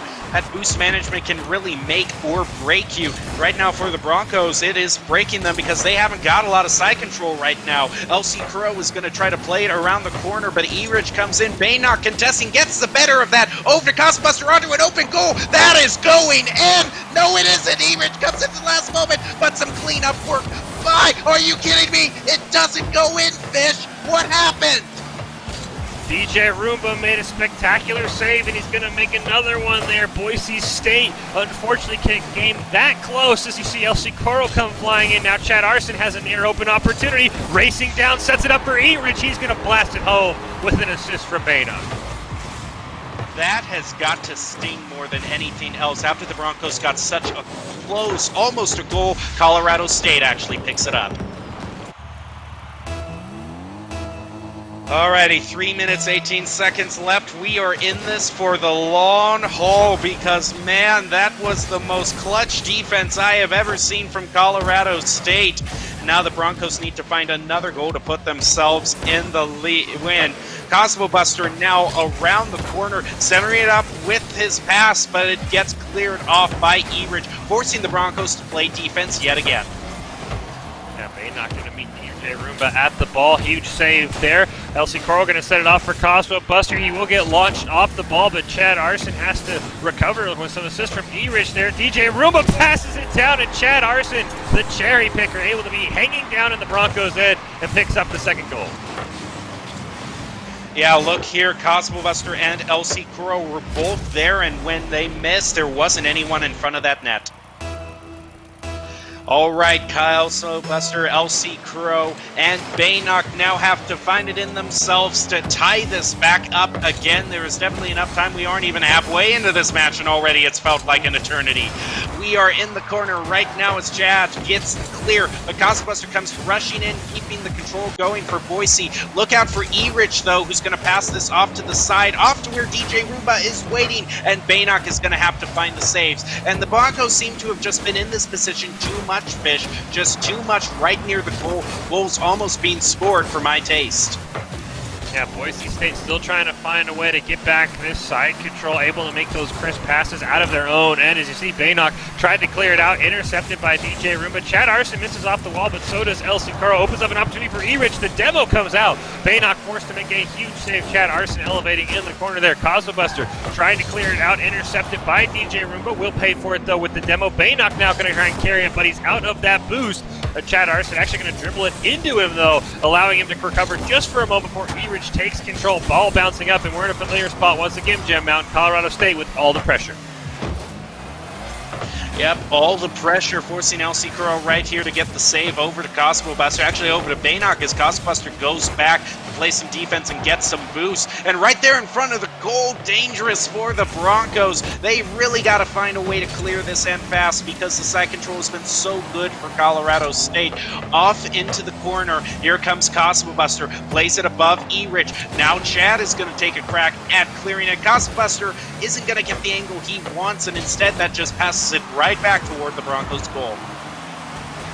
Yeah, double commit there by Boise State, right over to Chad Arson in the corner. His shot's going to go to the right. Cosmo Buster and El Coro are both there. El Coro going to try and pop it around one. DJ Roomba is there, though. Cosmo Buster waiting. Can he take a shot on goal? One man left to beat Chad Arson, though, in spectacular position. And now Boise State is left there at goal all alone. El Coro has to come racing back to intercept that one. Now we see DJ Roomba going to pop it up. E-Rich is there, but Baynock able to stop it. Ball bouncing in front of their net. Chad Arson nearly makes a great goal, but a huge save by the crossbar. And Boise State with 30 seconds left. It's enough time for a goal, Gem Mountain, but they've got to find a clear as Chad Arson hits the crossbar. Yeah, one clear can do it, and Baynock is going to try to play it around DJ Roomba. He does it again, both of them, and Clear ties it up again. Look at the skill from this man, dribbling it up around Image. See you there, now into the goal. My goodness, you cannot stop Baynock. That was a spectacular solo play by Baynock to tie us up at 2, but on the kickoff, anything can happen. DJ Roomba's going to win that over into the corner. Baynock can't quite get it off the wall like he wants. He's going to try and chase it down. It's a centering a pass there on Colorado State's end, and a demo comes out, opening up El Coro right above the net, and Chad Arson able to push that one away. 3 seconds left for the Rams. Can they mount anything? Cosmo Buster's going to steal it away. Demo comes out onto El Coro. DJ Roomba keeps it alive to Chad Arson. That shot's on target. Can he follow it up? A double crossbar. E-Rich makes it 3 crossbars, and we're headed to overtime. Oh my goodness, the overtime cannot come soon enough for the Broncos there because they were floundering like they do right here. They might score the goal in 10 seconds. I don't know what's up with the Broncos, but too many dangerous situations in that last 20 seconds, Fish. Yeah, Boise State finally able to get that long clear down in the corner, at least give themselves some breathing room. Chad Arson with a great pass to nearly himself there on the give and go. DJ Roomba wants to put it on net. That one's going to go wide. Can E-Rich follow it up? Forces Cosmo Buster to make a huge save there. Cosmo Buster and DJ Roomba going to run into each other. Cosmo Buster wins that until Chad Arson steals it away in the corner. Plays around El Coro. A huge clear down for Baynock. DJ Roomba, though, is waiting there. Boise State needs to find a pass or something because these clears have gone right to Colorado State members. Baynock now in the corner, might have an opportunity here to dribble it down. Chad Arson pressures him. He's going to get it down into the corner. Can't quite play it around DJ Roomba, though. And Boise State still trying to find some offensive pressure here in overtime. And El Coro rushing back in front of that goal to prevent one from coming through. Now Cosbuster with a great clear is going to force it back into the corner. Now they have a little bit of time to collect some boost and try to make a play here. DJ Roomba off to the side. He is out of boost, so Cosbuster rushes in off the left post. Look out for Baynock or El Coro. It is not going to come through, unfortunately, and this overtime keeps moving on. Yeah, unfortunately, the demo cost Boise State there just a bit, but they have found new life as Baynock dribbles it down into the corner. Going to try and center it. Cosmo Buster just a bit behind. DJ Roomba is going to demo him as El Coro elevates. Ball goes off the roof, bouncing in front of the Rams goal. Chad Arson is there. Cosmo Buster comes charging in. Unfortunately, not able to get that touch he wanted. Baynock and E-Rich in the 50. Pop the ball up in the air. El Coro plays it around a couple. Baynock trying to retrieve for some boost. Looks like DJ Roomba has recovered and might be able to dribble it down. And Boise State once again has got to survive a Rams onslaught. Yeah, Baynock still hasn't been able to find any boost. He was only up at 18 right there. Now it looks like he finally got the boost he wanted, and it's going to... No, he's still out of boost. My goodness. He makes it look like he has it, even though he doesn't. That's just how good he is. But still, get some more boost, because that would be the preferable thing to happen. DJ Roomba is going to get a little bit of a clear over onto E-Rich. Dangerous situation. Chad Arson over to the side, and he has no boost now. And, well, if he doesn't have boost, DJ Roomba's going to hit it home. It really just felt like Boise State was just praying that they could find a way to get a clear. DJ Roomba with a great job. El Coro up in the corner of his goal, and Colorado State is going to advance to match point and set themselves up one game away from back-to-back Mountain West Social Distancing Series champions there, and that was an overtime to forget for Boise State. Everything they did to tie the game was spectacular. It just felt like the Rams were always pressuring them in overtime, and Boise State just not able to find a clear that they needed in the time they needed it most. Yeah, they were short on boost. They were short on side control. It just didn't work out for them in that overtime. But here's the thing I want to put forward here, Fish, is that the Broncos are behind and they need to tie this up. But in this entire match have they done anything better than tying it up at the last moment. So I could definitely see us going on to a Game 5, but the Rams, my goodness, they're such a good team that they could also win it in this Game 4.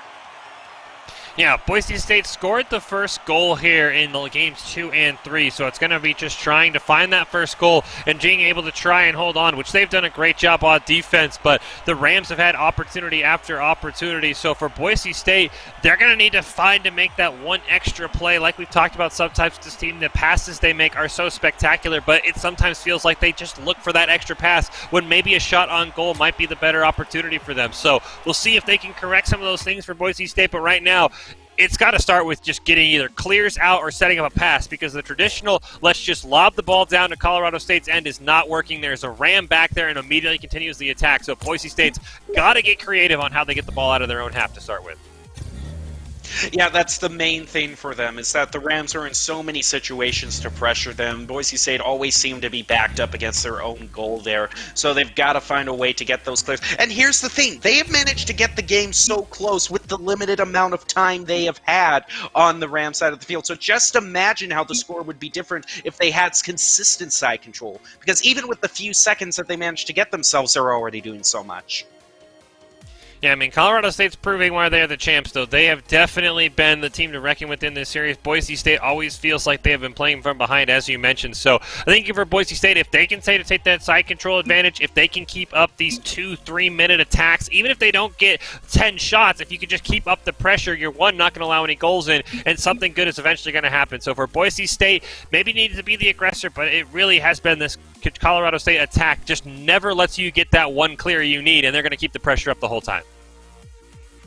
Well, as you can see, we are in this social distancing series from the Mountain West, and that is being displayed as we take a look at the production room of the Boise State Esports Arena. All empty, everything is socially distanced right now. A big empty arena, which we will return to as soon as we get the word that it is safe to do so. But right now, all eyes are on this final match, and Boise State needs to tie this up to move it to a Game 5, or else they are out. Boise State definitely trying to find a way. Hey, you know what? Maybe if they have to change lobbies, that might be something. Maybe Colorado State had the edge in that one. Maybe it was a Colorado State hosted lobby. The Rams felt more comfortable. But as we head into Game 4 here, we'll have to see if Boise State can find a way to get us to this Game 5. And right off the 50-50, it felt like maybe Baynock had an opportunity, but a huge save there by DJ Roomba, able to push it down. The Rams once again maintaining pressure. Erich trying to put it in. Not sure that was the touch he was looking for, though. Baynock now can't quite beat Chad Arson to the ball. Shot on goal, pushed away by Cosmobuster. There's Baynock down in the corner. LC Coral comes racing in, but a huge save by the Rams. Cosmobuster, though, wants to finish it up, and the Boise State Broncos score first for the third game in a row. You know, one thing we haven't seen thus far, Fish, is a 2-0 lead. So maybe the Broncos can get one. Maybe they can, because it's always been each team is only one goal of the other. So if the Broncos could get a 2-goal lead, I would be feeling so much more secure right now. But Colorado State is such a good team that they could easily overcome a 2-0 lead. So just get as many goals as you can. Right now, LC Kuro trying to get the clear is going to be outplayed by Chad. So Cosbuster picks up the pieces, moving it on to DJ Roomba. The side control is kept for Boise, and they're going to get a shot on goal, but a save by DJ Roomba coming through. Yeah, unfortunately, LC Coro going to miss on that one. A double commit, though, in the corner by the Rams. Ball still going to go in front of the Boise State net. Cosmobuster trying to clear it down to Erich, going to keep it alive. LC Coro there pops up in front of his own net. Baynock forced to make a great play to stop Chad Arson taking a shot on goal. We'll see what Baynock can do. Plays it around one, plays it around a second one. He's got a wide open goal if he can find a shot here. Cosmobuster charging in. Baynock tries to drive it home, but Cosmobuster finishes. What a play by Boise State. Well, they fulfilled my wish in getting a 2-0 lead, but you know what's better than a 2-0 lead? A 3-0 lead. Let's see it, Broncos.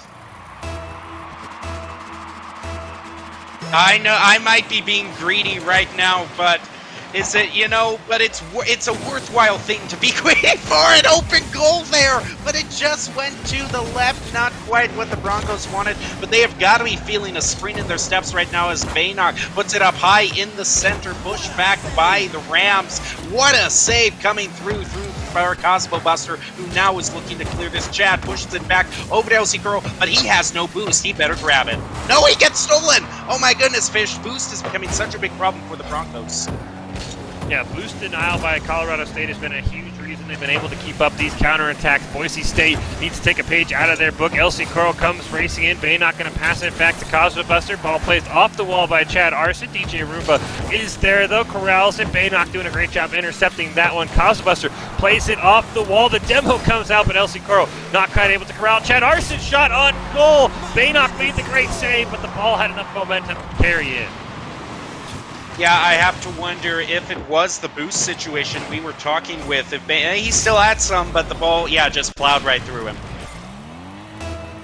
2 minutes, 53 seconds left. Colorado State has gotten one goal, but not the lead. Boise State having that that thin safety cushion to keep them in the lead right now. Maybe trying to get another as Ghostbuster comes rushing, but it goes off the crossbar. Follow-up coming through from LC Kuro, but off to the left, not what they wanted. Baynock is going to try to keep the Kazai control going, but again, no boost from him. This is something that Boise State is becoming a bigger and bigger problem for them. At least when we see the camera on them, they're lacking in boost. Yeah, boost denial for the Rams has been huge. Cosmo Buster going to roll a shot down, going to hit off the crossbar there. Demo's going to go out on the Cosmo Buster as well. He will pay for that. Going to see Baynock try and center it there. Great job by DJ Roomba. Passes it over to E-Rich. Cosmo Buster will intercept, though. Place it over to Baynock. Tries to play it off the wall. He might have an opportunity here, but Chad Arson gets in the way and interferes. LC Crow comes racing in. Ball stolen away by E-Rich. Demo comes out onto Chad Arson. That'll slow down the Rams' attack as DJ Roomba softly going to fall on that one. And Baynock and LC Crow a triple commit for Boise State, but they survive. I do not want to be seeing any triple commits right now because the Broncos have to be performing at their peak skill level, like Baynock is showing right there, but it's saved by the Rams. Oh my goodness, such great defense by the Rams. That is the second time in this match that we have seen a ball that is just mere millimeters from going in the goal, only for the Rams to save it. And Chad is going to stop yet another shot on goal from coming through here. This Rams defense is insane, and the way that they can change that into a counterattack to tie it up here is amazing. Look at DJ Roomba, pass it over to Chad Arson, and get the equalizer. Boise State now trying to find the go-ahead goal here. DJ Roomba going to get it. Baynock now going to put a huge shot on goal, but E-Rich able to save that one. Baynock wants to keep it alive. LC Coro going to miss on that one. Chad Arson going to get demoed. Cosmo Buster down in the corner. DJ Roomba, though, going to corral that double commit by Boise State. Cosmo Buster driving E-Rich out of the way. Unfortunately, Chad Arson right back there. Passes it over to DJ Roomba. Set up for E-Rich. Great interception there by Cosmo Buster, stopping that pass with 1 minute left in a tie game. 1 minute left. Stakes are high, all tied up. The Broncos need to find some sort of play right now, and Baynock might have found it off the ceiling. Gets pushed back by E-Rich. Now comes Costbuster, misses the ball, so it's up to Baynock. Boost stolen from him by DJ Roomba. E-Rich sets it up. Here comes Chad Arson, and now Baynock comes rushing in, but DJ Roomba saves that before he can push it any closer toward the Rams' goal. Yeah, Demo going to go out onto Cosmo Buster in the final 20 seconds here. Baynock shot high above the net. DJ Roomba plays it. Cosmo Buster in a great position. Then a double commit save comes out from E-Rich. Cosmo Buster now trying to center it. LC Coro going to push it down into the corner. 8 seconds left before overtime here. The Rams could win the series if they score here. Chad Arson carrying it down. Ball pops up in front of the net. Going to touch the ground. And Boise State breeze into overtime. All right, this is it. The Broncos need to score a goal here to stay in this series. If not, Colorado State wins it all. A golden goal situation, the most golden of goals for Colorado State. Right now, Boise State doing a much better job this overtime, but a huge clear down from E-Rich. LC Coro going to have to play that one off the wall. DJ Roomba with a great shot. Cosmo Buster forced to make a huge save. Baynock going to go up. Looks like LC Coro might have committed. Not going to cost Boise State. There was a huge clear. Comes out another double commit for Boise State, unfortunately. And DJ Roomba going to put it right back down to Chad Arson with control in the corner. Plays it around Cosmo Buster, but LC Coro able to keep Boise State alive. keeping them alive, but a lot of pressure coming through Colorado State, which is ultimately going to do it, and Fish, the Rams, can pat themselves on the back. Yeah, too many double commits from Boise State there, just left the goal wide open for E-Rich. That will do it for tonight. The Rams earning themselves a well-deserved victory. A lot of skill on display, but the Broncos managing to keep the game so tight for so long, managing to score so many overtimes, and probably scoring my favorite goal of all time in that first round. A very exciting match, and the victory going to Colorado State. Yeah, shout out to Colorado State, your back-to-back Mountain West Social Distancing Series champions, beating San Jose State last week and Boise State Busters this week. The Rams are proving to be a very, very formidable team, and they are going to have a target on their back if we run this back next week. I know we've talked about it with the random bracket. Maybe they'll have to have a San Jose State or a Boise State in the first round, but the Rams, this team of DJ Roomba, E-Rich, and Chad Arson are just spectacular. I cannot wait for more social distancing series, and I can't wait for Mountain West Rocket League play whenever we get that coming back, because the Rams letting everybody know they are the team to beat right now. One guess as to which team is probably going to be the most scouted for next week's bracket. It's going to be the Rams. You're going to be watching so many replays on that to see what makes them tick and to what makes their performance so formidable. A lot of cheering in the chat for the Rams and a well-deserved victory at that. So congratulations to those players. And in a game like that with so many great plays, Fish, there has to be a top player of the game. Do you have any predictions? Oh, that is going to be a tough one there. I would have to say, I'd have to give it to somebody for Colorado State because they are the champions, and I've got to go with E-Rich. I know Chad Arson was huge last week, but E-Rich, he had the game winner, the series clincher there in overtime, so I'd have to go with E-Rich as the player of the game. Well, if I was to think of anyone from Boise State, Baynock, I would go with Baynock for some of the solo plays and the way that he was able to play around so many of the players in this game. So if I was to pick someone from Boise State, I would choose him. But we are going to find out soon enough as the top player of the game comes forward, brought to you by Idaho Central Credit Union. And it is going to be once again Chad Arson. I believe he was player of the game last tournament as well. So back-to-back tournament MVPs, you could say, back-to-back championships. And he is a force to be reckoned with. Not as many goals as he scored last time, only 3, but they were all clutch in a series where every game was decided by 1 goal. Yeah, it seemed any time that Broncos tried to clear it away, Chad was right there, and then so effortlessly from the clear that he got was able to turn it around into a quick goal. This man was just everywhere you needed him, and he was such a force for the Rams. Kind of the horns that you meet from the Rams. If you try to go up against the Rams, they come charging into you with their horns, and Chad Arson represents that beautifully. And this is the Idaho Central Credit Union Player of the Game, brought to you by Idaho Central Credit Union, who believes a great player makes a team more successful, just like Idaho Central's helping members achieve financial success. Chad Arson is your Idaho Central Credit Union Player of the Game.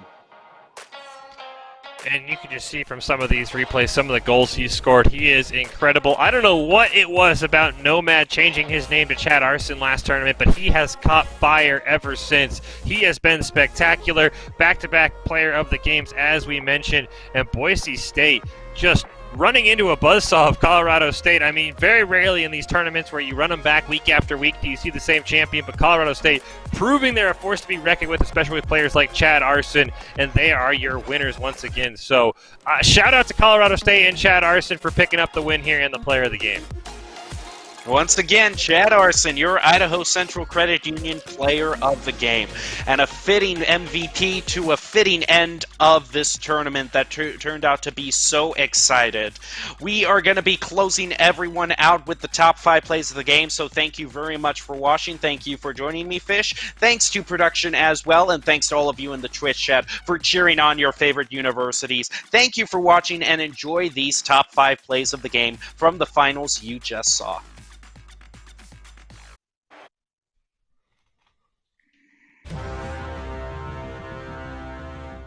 wants to get a follow-up shot, elevates for the ball. Cosmobuster able to steal it away here. E-Rich in the corner, centers it, and it goes in! Finally, he has to knock it in, but that is a very great shot from the corner by E-Rich. Yeah, that's just an angle that you never want to see as a team. From there, it's not technically in, but it's going in. Here comes LC Crow trying to keep the side control going. He is not going to find it. Now is going to be a very crucial time to see which player can score the goal, and Chad might have done it for the Rams there, Fish. Yeah, great job by Chad there, recognizing that. Cosmobuster, the only one back, and Boise State caught a bit out of position. But to still get the side control, and LC Crow, but the pass back over to Cosmobuster as Chad is demoed and rushing back quickly as DJ Roomba is going to be able to put another goal in, tying it up. yeah, great job here by DJ Roomba. Baynock doing all he can. Unfortunately, DJ Roomba pops it over him and able to tie this game up. Off the ball, but Chad Arson has to recover with some assist from E-Rich there. DJ Roomba passes it down, and Chad Arson, the cherry picker, able to be hanging down in the Broncos' end and picks up the second goal. Yeah, look here, Cosmobuster and LC Crow were both there, and when they missed, there wasn't anyone in front of that net. Breaking them because they haven't got a lot of side control right now. LC Crow is going to try to play it around the corner, but E-Rich comes in. Baynock contesting, gets the better of that. Over to Cosmobuster, onto an open goal. That is going in. No, it isn't. E-Rich comes in the last moment, but some cleanup work. Are you kidding me? It doesn't go in, Fish. What happened?